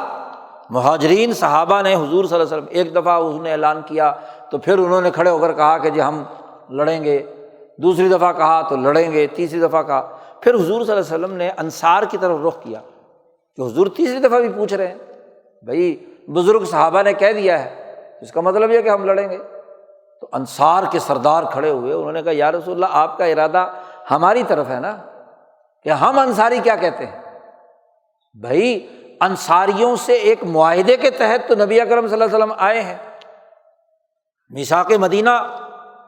اور یا میثاق بیعت عقبہ، جس میں انہوں نے حضور کی حفاظت کا وعدہ کیا تھا، تو وہ حفاظت مدینے میں تو کرنے کا ان کا وعدہ تھا، مدینے سے باہر بدر کے میدان میں تو ایسا کوئی معاہدہ نہیں ہوا، مسئلہ اجتماعی ہے۔ تو نبی اکرم صلی اللہ علیہ وسلم نے کہا کہ ہاں تم ٹھیک کہہ رہے ہو، میں تم سے پوچھنا چاہتا ہوں کہ تمہاری رائے کیا ہے، تمہارا مشورہ کیا ہے؟ تو انہوں نے کہا یا رسول اللہ ہم آپ کے بارے میں یا آپ کو یہ نہیں کہیں گے جو موسیٰ علیہ السلام کو ان کی قوم نے کہا تھا کہ انت وربک فقاتلا انا ہاہنا قاعدون، کہ تم اور تمہارا رب جا کر لڑو اور ہم تو یہاں بیٹھے ہیں۔ ہم بھی لڑیں گے۔ 313 نے خلوص قلب سے ایسی حجت و برہان ان کے قلب پر نازل ہوئی، بات سمجھ میں آ گئی کہ یہ وقت کی نزاکت کا تقاضا ہے کہ ہمارے پاس اب اس کے علاوہ کوئی اور آپشن، جب میدان جنگ میں آ گئے، دشمن کے مقابلے پر آ گیا اور دشمن سامنے کھڑا ہے، تو پشت پھیر کر بھاگنا، اب اگر واپس جاتے ہیں تو یہ جنگی اصولوں کی خلاف ورزی ہے، اور اگر واپس چلے گئے تو پھر ہم مدینے میں بھی نہیں رہ سکیں گے، کیونکہ ان مکے والوں کے دماغ کے مطابق ہم بھی ان کے مجرم ہیں کہ ہم نے نبی اکرم صلی اللہ علیہ وسلم کو یہاں پر رکھا ہے۔ جیسا کہ بخاری کی روایت میں آتا ہے کہ سعد ہی بدر سے پہلے عمرہ کرنے کے لیے مکہ گئے تھے، تو امیہ ابن خلف کے ساتھ جب حرم کے اندر داخل ہوئے تو ابو جہل کی نظر پڑ گئی، انہوں نے کہا وہ تم وہی ہو نا جنہوں نے ہمارے جو یہاں سے بھاگے ہوئے لوگ ہیں ان کو تم نے پناہ دے رکھی ہے، تم کیسے امن سے یہاں عمرہ کر رہے ہو؟ تو امیہ ابن خلف بول پڑا کہ میری ان کے ساتھ پہلے سے دوستی ہے تو میں ان کو کرا رہا ہوں۔ تو امیہ نے سپورٹ کی تو سعد جو ہے ان سے لڑائی کا معاملہ، لیکن وہاں بھی تو تکار ہو گئی جی، اور سعد نے کہا کہ میں نے رسول اللہ صلی اللہ علیہ وسلم سے سنا ہے کہ تم اور فلاں فلاں فلاں، اور امیہ بھی جو ساتھ دوست لے کر آیا تھا، تم بھی قتل ہو گئے اور وہ بھی صحرا میں قتل ہو گئے، تمہاری لاش ریت کے اندر تڑپتی ہوئی ہوگی۔ تو امیہ ابن خلف نے اپنی بیوی سے جا کر کہا کہ تمہیں پتہ ہے کہ یہ جو میرا دوست آیا سعد، یہ محمد صلی اللہ علیہ وسلم کی یہ بات نقل کر رہا ہے کہ انہوں نے کہا ہے کہ تم قتل ہو گئے صحرا میں، تو نبی ہے اور نبی جھوٹا نہیں ہو سکتا، اس لیے میں نکلوں گا ہی نہیں مکہ سے، تاکہ نہ صحرا میں جاؤں گا نہ قتل ہوں گا۔ تو لڑائی تو تھی نا، سعد کو پتہ تھا کہ اب اگر اس میدان جنگ سے ہم جاتے ہیں، مشاورت ایک موقع پر ہو رہی ہے، وقت کی ایک نزاکت ہے، جنگی صورتحال ہے، میدان جنگ سج چکا ہے، ایسے موقع پر یہ مشورہ دینا کہ نہیں جی واپس جاؤ، تو خلاف عقل، خلاف برہان، خلاف حجت۔ اس لیے انہوں نے کہا جناب خون بہائیں گے جی، آپ کا جہاں پسینہ گرے گا وہاں ہمارا مشاورت۔ اب جب مشاورت ہو گئی تو پوری 313 کے قلوب پر جو برہان نازل ہوئی، حجت نازل ہوئی صدق دل سے اللہ کے لیے، والذین استجابوا لربہم واقاموا الصلاۃ وامرہم شوری بینہم، مشاورت کے ساتھ مقابلہ ہوا۔ تو اللہ نے اس مشاورت کے نتیجے میں بنیان مرصوص بن کر جب جماعت نے کام کیا تو اللہ نے اس مشورے کی بنیاد پر، ہاں جی، کیونکہ آپ صلی اللہ علیہ وسلم کا ارادہ تو تھا کہ دشمنوں کی جڑ کاٹنی ہے، تو آپ نے اپنا حکم یا اپنی رائے مسلط، جنہوں نے لڑنا ہے ان کی رائے سامنے آئی، تو اللہ نے خوشی کا اظہار کیا کہ اللہ تعالیٰ پسند کرتا ہے ان اللہ یحب الذین یقاتلون فی سبیلہ صفا کانہم بنیان مرصوص۔ اب اس لڑائی کا تعلق بھی مہاجرین کی ضرورت سے تھا، ان کی ضرورت تھی، خود نبی کی حفاظت تو اللہ میاں نے فرشتے رکھے ہوئے ہیں، ضرورت تھی مہاجرین کی، اس ضرورت کی بنیاد پر، اور خود ان انصار کی ضرورت تھی، تو اس لیے آپ صلی اللہ علیہ وسلم نے ان سے مشورہ کیا، ان کی رائے سے جنگ لڑی۔ جی اسی طرح آپ دیکھیے غزوہ احد کے موقع پہ جنگی معاملہ ہے، اور وہاں تو خود اللہ پاک نے حکم دیا حضرت محمد مصطفیٰ صلی اللہ علیہ وسلم کو کہ شاورہم فی الامر، صورت حال بدل گئی کہ مکے کی طاقت اب بدر کا بدلہ لینے کے لیے پوری توانائی کے ساتھ مدینے پر حملہ آور ہے۔ اب مدینے کے دفاع کا معاملہ بھی ہے اور بہادری اور دلیری کا معاملہ بھی ہے کہ باہر نکل کر اگر لڑیں گے تو دشمن پر کیا ہے، رعب پیدا ہوگا۔ اب آپ دیکھیے مجلس مشاورت کا حکم دیا اللہ نے، اور امام ابو بکر جساس رازی احکام القرآن میں کہتے ہیں کہ یہ جو شاورہم فی الامر جو ہے یہ واجب حکم ہے نبی اکرم صلی اللہ علیہ وسلم پر۔ جی علامہ ابن کثیر نے لکھا ہے کہ جی وہ جی ان کے تطیب قلوب، دل کو مطمئن کرنے کے لیے آپ صلی اللہ علیہ وسلم سے کہا ہے مشورہ کرو، ورنہ تو نبی کا فیصلہ آخری ہے۔ یہ تو نتیجے کی بات ہے۔ امام ابو بکر جساس کہتے ہیں کہ یہ تطیب قلوب یعنی ویسے ہی ہاں جی لوگوں کو خوش کرنے کے لیے مشورہ کرنا، یہ نبی کی شان کے خلاف بات ہے کہ جی صرف رائے تو وہی ہوگی جو نبی کی ہوگی اور باقی ان کو ویسے ہی مطمئن کرنے کے لیے چلو جی مشورہ کرو، ایسی بات نہیں۔ حضرت سندھی رحمۃ اللہ علیہ فرماتے ہیں کہ امام ابو بکر جساس کی یہ رائے بڑی اہمیت رکھتی ہے کہ خود یہ اپنی رائے دیں، اس لیے آپ کو حکم دیا شاورہم، آپ مشورہ کیجئے ان سے۔ تو آپ صلی اللہ علیہ وسلم نے مشورہ کیا۔ اب آپ دیکھیے معاملہ یہ درپیش ہے کہ مدینے کے تین طرف، دو طرف پہاڑ ہیں، حرتین جنہیں کہا جاتا ہے، ہاں جی، اور ایک طرف اوپر بلند پہاڑ ہے اونچے، جی، اور پھر تیسری طرف جو ہے وہ احد ہے جو ڈھلوان ہے، وہی راستہ ہے مدینے میں داخل ہونے کا۔ احد کے دونوں طرف سے راستہ ہے مدینے میں آنے جانے کا، وادی ہے، وادی بہتی ہے تو ان کے اندر سے لوگ چل کر آتے ہیں۔ تو اب مشورہ ہوا کہ اس پورے منظرنامے میں کیا اقدام کرنا چاہیے۔ آپ صلی اللہ علیہ وسلم نہیں فرما رہے کچھ بھی، مشورہ دو۔ اب صورتحال کو بھانپ کر جو سینئر ترین لوگ ہیں وہ رائے دے رہے ہیں کہ ہمیں دفاعی جنگ لڑنی چاہیے، مدینے کے اندر رہیں، اور وہ جب حملہ کریں گے تو ہمیں دفاع کرنا چاہیے۔ جی جو اس حقیقت کے تو زیادہ قریب تھا کہ جانی نقصان کم سے کم ہوگا، باہر نکل کر لڑیں گے تو جانی نقصان کا اندیشہ ہے۔ لیکن جوان صحابہ وہ کہتے ہیں کہ نہیں جی ہمیں تو باہر نکل کر لڑنا ہے۔ غزوہ بدر کے جو نتائج سامنے آئے تھے، غلبہ ہو گیا تھا، تو جو لوگ بدر میں شریک نہیں ہوئے تھے نوجوان، انہوں نے رائے دی کہ نہیں باہر جنگ لڑنی چاہیے جا کر۔ کیوں؟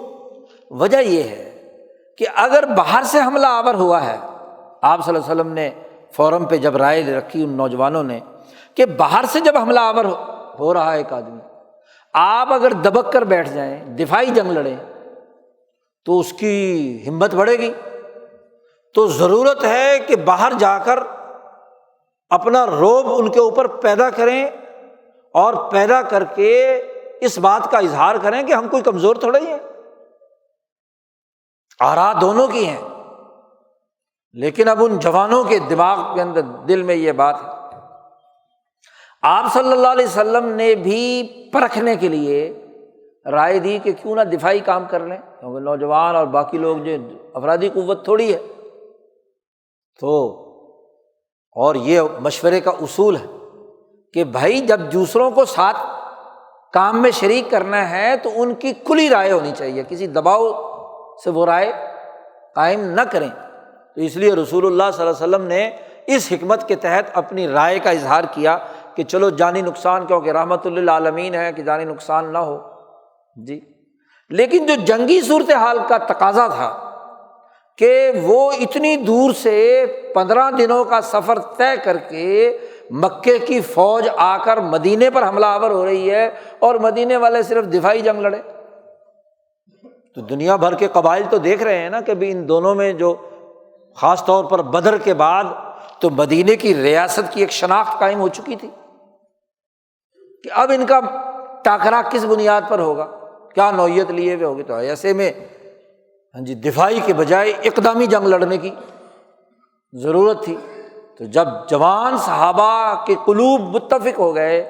کہ ہم جان دینے کے لیے، کیونکہ جو بزرگ صحابہ ہیں وہ تو پہلے سے ہی جان نثار تھے، یعنی جو بدر میں شریک ہو چکے تھے،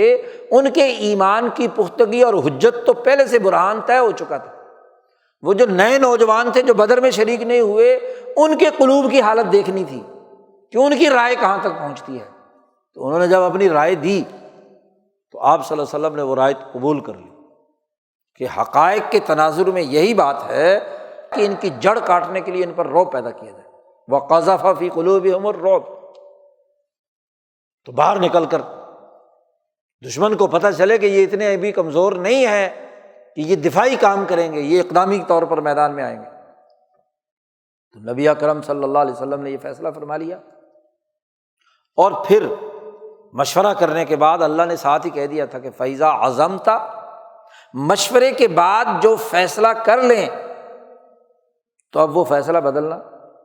نہیں، فَتَوَكَّلْ عَلَى اللَّهِ، پھر اللہ پر بھروسہ کریں جی۔ اب نبی اکرم صلی اللہ علیہ وسلم ہتھیار پہن کر اپنے عزم اور ارادے سے باہر آئے تو بزرگ صحابہ نے جوانوں سے سمجھایا کہ بھائی تم نے حضور صلی اللہ علیہ وسلم نے بھی مشورہ دیا تھا، ہم نے بھی دیا تھا، تو یہ باہر جاؤ گے تو نقصان بڑا ہوگا، تو اس لیے آپ رسول اللہ صلی اللہ علیہ وسلم آئیں تو ان سے کہہ دینا کہ جی ٹھیک ہے، جیسے آپ کی رائے ہو ہم جی اس کے مطابق کیا ہے مدینے میں بند ہو کر جنگ لڑ لیتے ہیں، دفاعی جنگ لڑ لیتے ہیں، تاکہ آپ کی بات کی خلاف ورزی نہ ہو۔ آپ صلی اللہ علیہ وسلم تشریف لائے تو جوان صحابہ نے یہ بات کہی جو بدر میں شریک نہیں ہوئے تھے، رسول اللہ صلی اللہ علیہ وسلم نے فرمایا کہ نبی جب فیصلہ کر لیتا ہے تو فیصلہ نافذ کر کے چھوڑتا ہے، فیصلے روز بدلے جاتے ہیں۔ کوئی جب مجلس مشاورت تھی اس میں رائے آتی تو بات تھی، اب عزم کر لیا۔ عمر فاروق نے ابو موسیٰ اشعری سے کہا، خط لکھا کہ جو فیصلہ کر لیا جائے اس کا زبان سے ادا کرنا کافی نہیں ہے جب تک کہ اس پر عمل درآمد نہ ہو جی، نفاذ اس کا ضروری ہے۔ کوئی اتھارٹی فیصلہ کرنے کے بعد نفاذ کرنے کی طاقت نہیں رکھتی، اپنے فیصلے روز بدل دیتی ہے، کبھی جماعت کل عدم ہے تو کبھی کیا ہے کل موجود ہے، تو بھلا حکومتی ریٹ قائم ہوگی؟ نہیں، حکومتی ریٹ کے لیے تو کیا ہے، جو فیصلہ مشورے سے ہو گیا اس مشاورت پر پورے پختگا طریقے سے کیا کرنا ہے، عمل کرنا ہے۔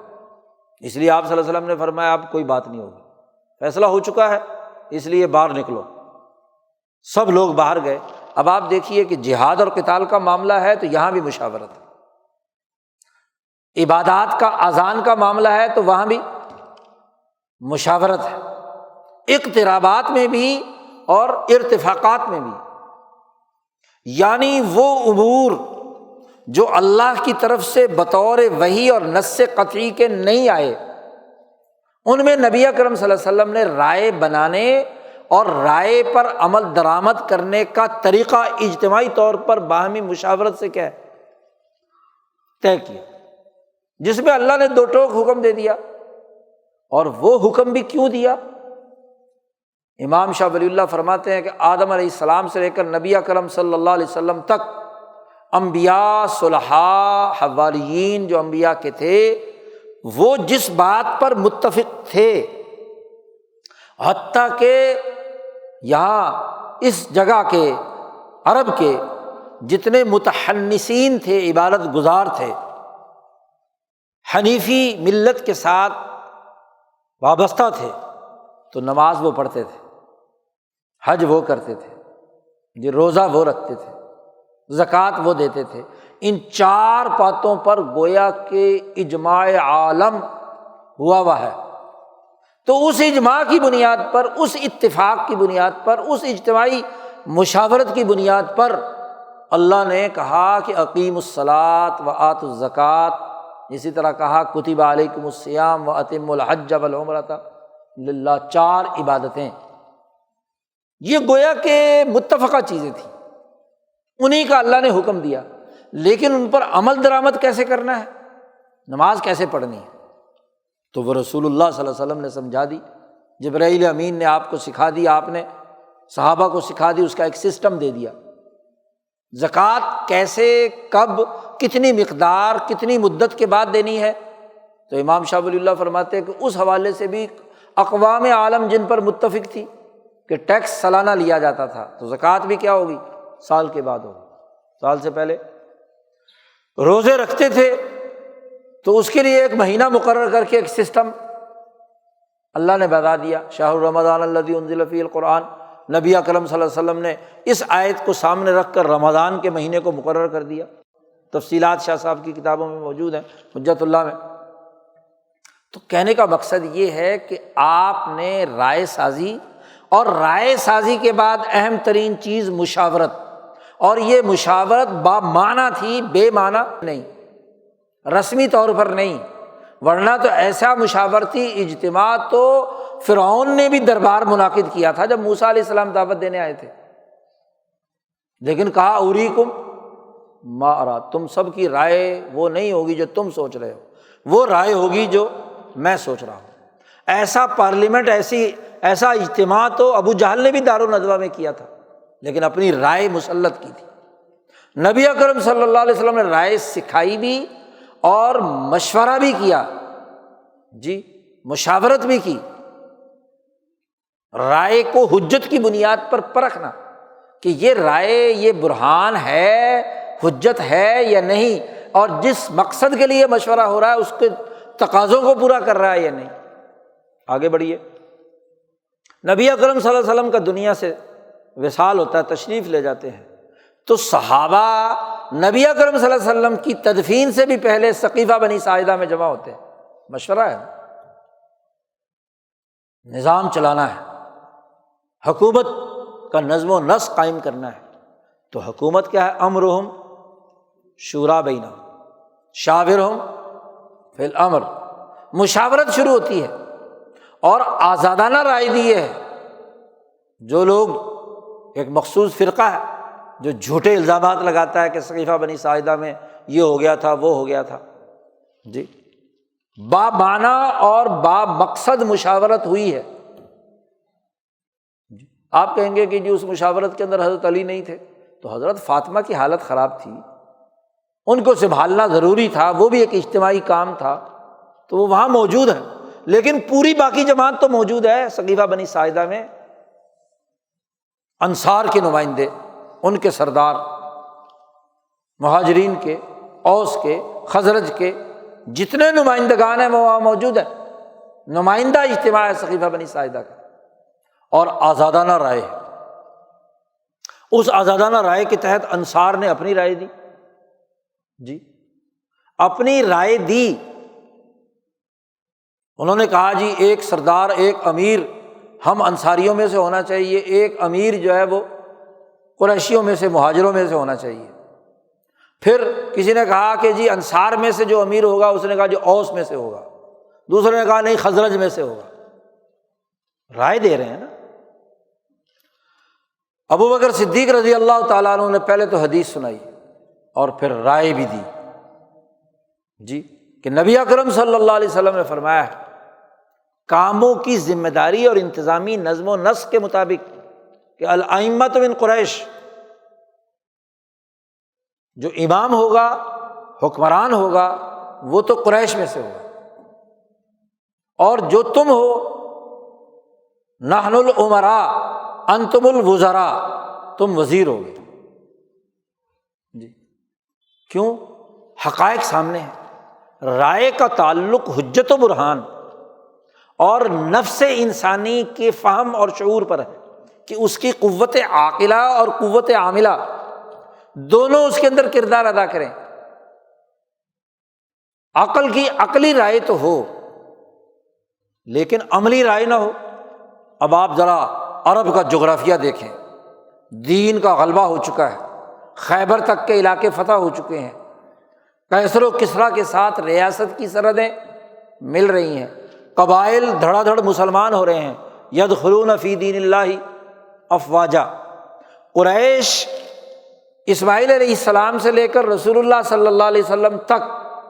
تمام اس جزیرۃ العرب کے حکمران کے طور پر نسل در نسل چلے آ رہے ہیں، ان کا احترام ہے بیت اللہ کی وجہ سے، ان کی طاقت اور قوت، سیاسی طاقت اور قوت اپنی حیثیت رکھتی ہے۔ اب کہنے کو تو بڑی اچھی بات ہے کہ جی سارے مسلمان ہیں، سارے برابر ہیں، تو کوئی بھی نیا آدمی جو ہے اس کو کیا ہے امیر بنا دو۔ زیادہ سے زیادہ اگر کوئی تربیت یافتہ ہوگا تو انصاریوں میں ہوگا مثلاً، لیکن انصار کا دورانیہ 10 سال ہے اور قریش 23 سال ہو گئے، 13 سال سینئر ہے۔ حضور صلی اللہ علیہ وسلم کی انتہائی مشکل دور کے اندر حرم مکہ میں جنہوں نے ساتھ دیا ہے جی، ابو بکر صدیق ہیں، عمر فاروق ہیں، عثمان غنی ہیں، علی المرتضیٰ ہیں، ہاں جی، اور اسی زمانے سے ان لوگوں کی جو ان میں سے قریش کے لوگ ہیں، ان کی جو سیادت اور قیادت اور ان کی عزت اور احترام ہے وہ دوسروں کے مقابلے میں کیا ہے۔ اب پوری قوموں کو لے کر چلنا ہے، دین آیا ہے کل انسانیت اور کل قومی، تو تمام اقوام کو جوڑنے کا سلیقہ اسی کے اندر ہوگا جو انہیں جوڑنے کی کوئی تجربہ رکھتا ہوگا جی۔ مدینہ کو تو ابھی کیا ہے 10 سال ہوئے ہیں، اور یہاں کی قیادت ان 10 سالوں میں بھی نبی اکرم صلی اللہ علیہ وسلم نے کی جو قریشی ہے جی۔ تو اب اس کا لازمی تقاضا یہ تھا کہ کیا قریش میں سے ائمہ ہونے چاہیے۔ قریش میں سے ائمہ، جب اس بات پر اتفاق ہو گیا کہ قریش میں سے کون ہونا چاہیے، تو ابو بکر صدیق رضی اللہ تعالیٰ عنہ نے کہا میری رائے ہے کہ عمر فاروق کو امیر بنا دیا جائے جی۔ عمر فاروق رضی اللہ تعالیٰ عنہ نے جب یہ بات سنی تو انہوں نے کہا کہ نہیں، یہ بات درست نہیں ہے، میری رائے یہ ہے کہ ابو بکر صدیق کو امیر بنایا جائے۔ دلائل کیا ہیں حجت کے؟ کہ ابو بکر صدیق کو رسول اللہ صلی اللہ علیہ وسلم نے اپنے مصلی پہ کھڑا کیا تھا نماز کے لیے، تو جو امامت صغریٰ کے لیے ہے وہ امامت کبریٰ کے لیے بھی۔ تو حضرت عائشہ صدیقہ جو ابو بکر کی بیٹی ہیں، حفصہ جو عمر کی بیٹی ہیں، انہوں نے رسول اللہ صلی اللہ علیہ وسلم کے مرض الوفات میں، جیسا کہ بخاری کی روایت ہے کہ نبی اکرم صلی اللہ علیہ وسلم سے کہا کہ ابو بکر تو کمزور ہیں، وہ رونے لگیں گے اگر آپ کو مصلی پہ نہیں دیکھیں گے، تو عمر فاروق ذرا جلید النفس ہیں، تو عمر فاروق کو کیا ہے مصلی پہ کھڑا کیا جائے۔ حضور نے فرمایا کہ نہیں، مروا ابا بکر فلیصلی بالناس، ابو بکر سے کہو کہ وہ نماز پڑھائیں جی۔ تو ایک تو نبی اکرم صلی اللہ علیہ وسلم، دوسرا عمر فاروق مکہ مکرمہ میں 6 سال بعد مسلمان ہوئے ہیں، اور ابو بکر صدیق پہلے دن ہی کیا ہے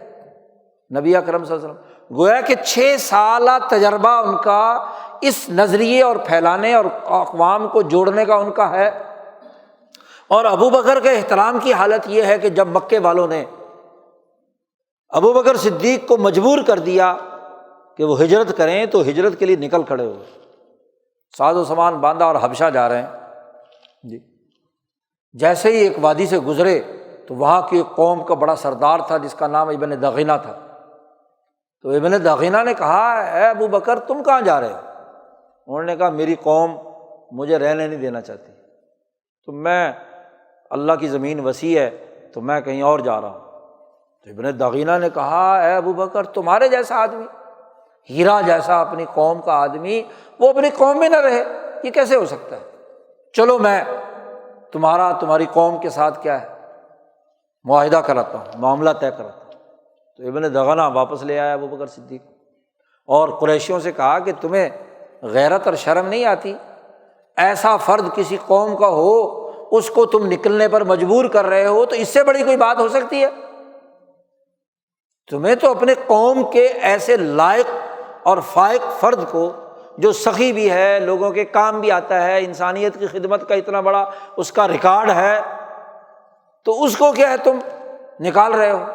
تو معاہدہ کروایا اس نے۔ یعنی ابو بکر صدیق رضی اللہ تعالیٰ عنہ اس جماعت میں رسول اللہ صلی اللہ علیہ وسلم کے بعد اگر کوئی سیاسی قد موجود تھا تو وہ ابو بکر صدیق کا تھا،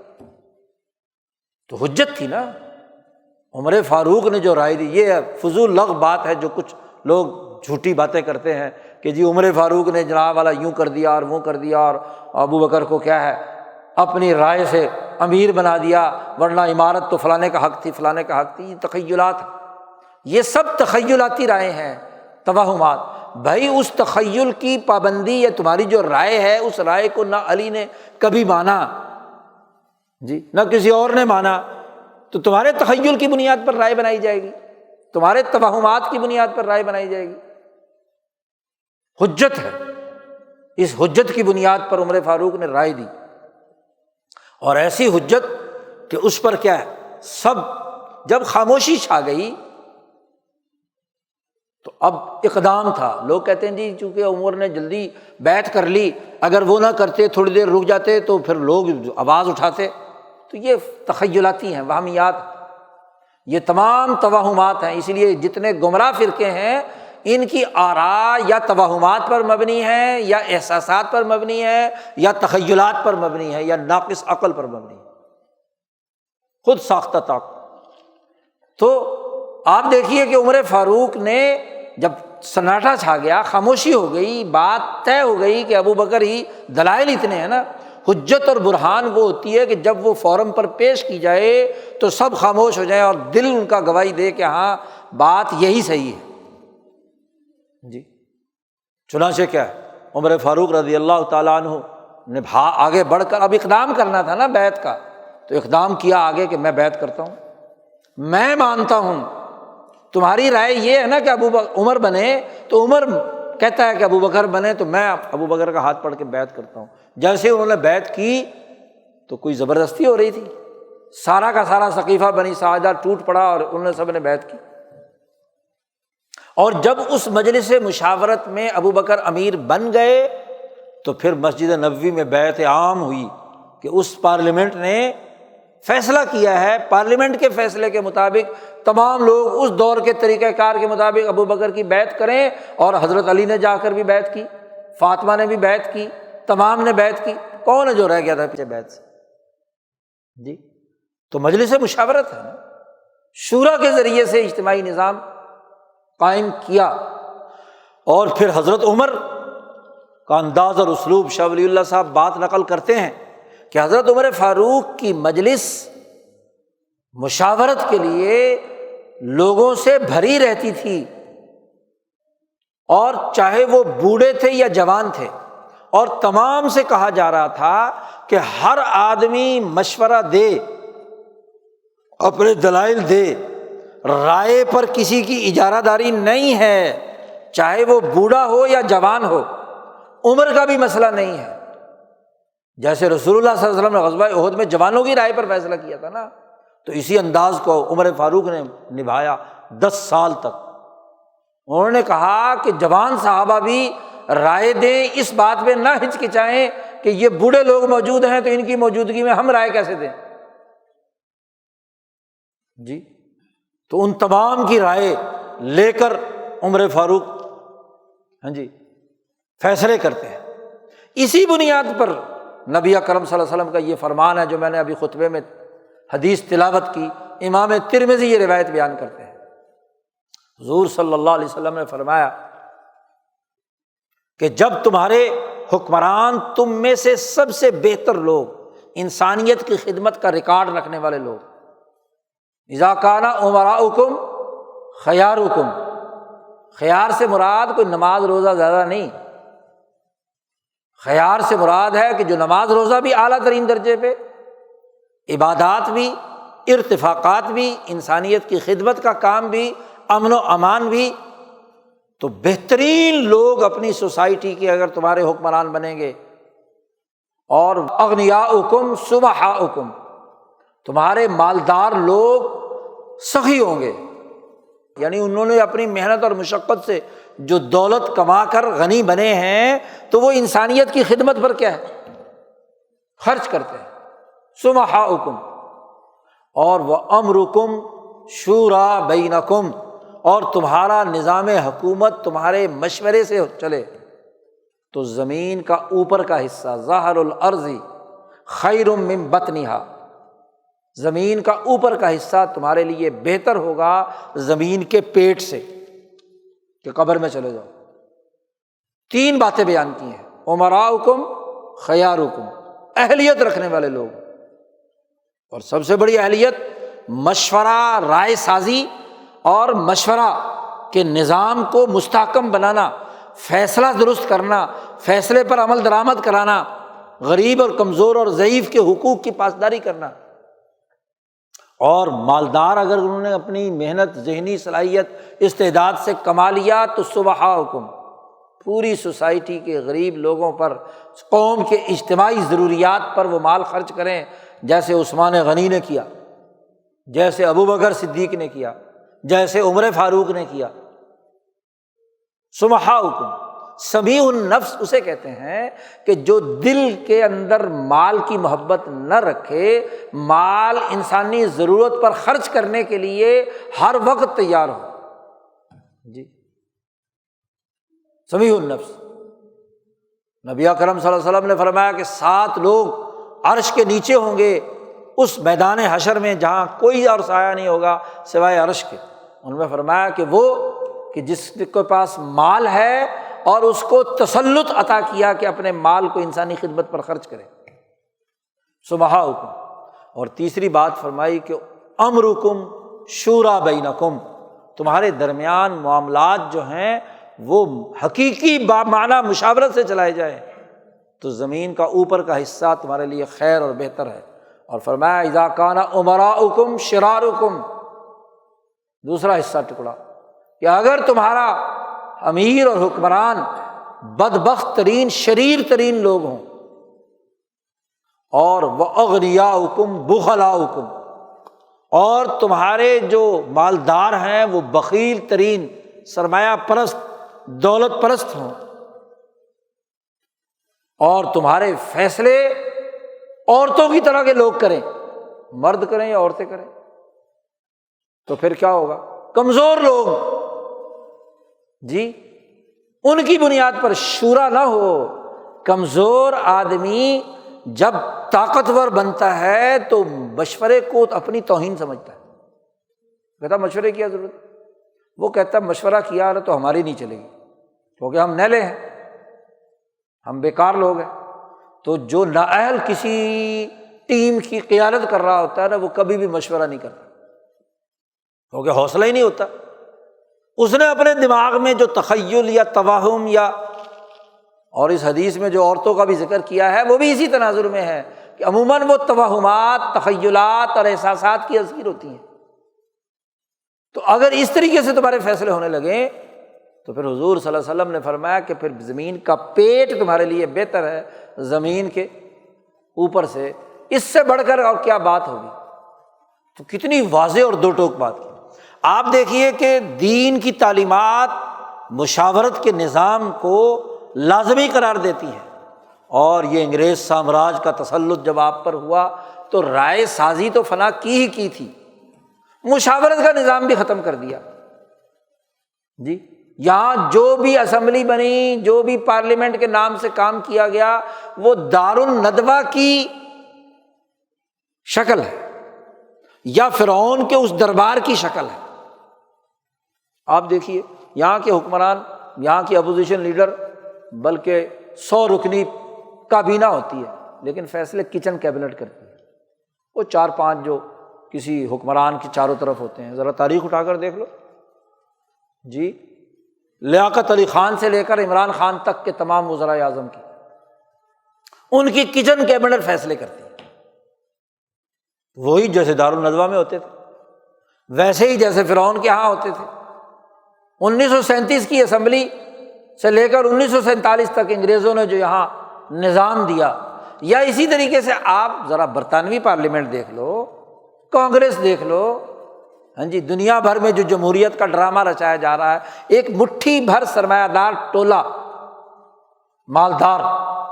اس کے مفادات کا قانون، یہی نہیں ادارے، بین الاقوامی ادارے، اقوام متحدہ، 200 ملکوں کا فورم، اور 5 ملک فیصلہ کرتے ہیں مٹھی بھر، بلکہ 5 بھی کیا، ایک ملک جی دھونس اور دھاندلی کے ساتھ اس کی رائے وہ کہتے جیسے میں نے سوچا ویسے ہی سوچا جی۔ تو یہ مشاورت ہے، سرمایہ داری نظام، یہ لعنت ہے کہ جس نے نہ صرف رائے سازی کو تباہ کیا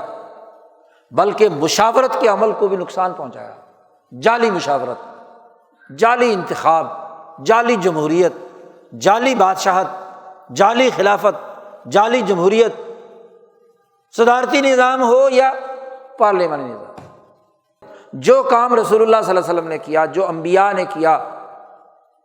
جو صحابہ نے کیا، جو خلفائے راشدین نے کیا، وہ کام چھوڑنے کا نتیجہ کیا ہوا؟ یہ کہ اس جعلی مشاورت کے نظام سے جو اصل رائے آنی چاہیے تھی حجت و برہان پر، جو اس قوم کی ترقی کی تھی، وہ نہیں۔ اسی لیے ہاں جی، ابھی پچھلے دنوں وہ جو سابق وزیر خزانہ ہے مفتاح اسماعیل، اس کا انٹرویو ہے نا، اس نے کہا معیشت خراب کیوں ہوتی ہے؟ کہ عالمی ادارے جب چاہتے ہیں کہ معیشت کو ڈگمگا دیں، جب جی چاہتے ہیں توڑ دیں، تو پھر IMF کے پاس جا کر قرضہ لینا پڑتا ہے۔ تو باقاعدہ عوام کی ضرورت کی بنیاد پر معاشی سسٹم نہیں، عالمی اداروں کے مفادات کے مطابق آپ کا معاشی سسٹم، سیاسی سسٹم، عدالتی سسٹم، انتظامی سسٹم، تو اس سے بڑی خرابی کی اور بات کیا ہو؟ مسلمان وہ ہوتا ہے جو نبی اکرم صلی اللہ علیہ وسلم کی تعلیمات، قرآن کی تعلیمات، صحابہ کی تعلیمات کے مطابق اپنے اجتماعی امور کو نبھانے کے لیے بامعنی مشاورت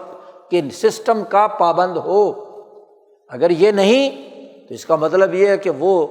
اسلامی نظام حکومت نہیں، وہ ریاست مدینہ نہیں بن سکتی۔ ریاست مدینہ کے لیے ضروری ہے کہ آزادانہ رائے کے ساتھ ساتھ بامعنی مشاورت، جس سے صحیح فیصلے تک پہنچا جا سکے، جو حجت و برہان کی صورت میں سامنے آئے۔ یہ دین اسلام کی تعلیمات ہیں۔ اللہ تعالیٰ ہمیں انہیں سمجھنے، اس کا شعور حاصل کرنے اور اس کے مطابق جد و جہد اور کوشش کرنے کی توفیق عطا فرمائے۔ وآخر دعوانا الحمد للہ رب العالمین۔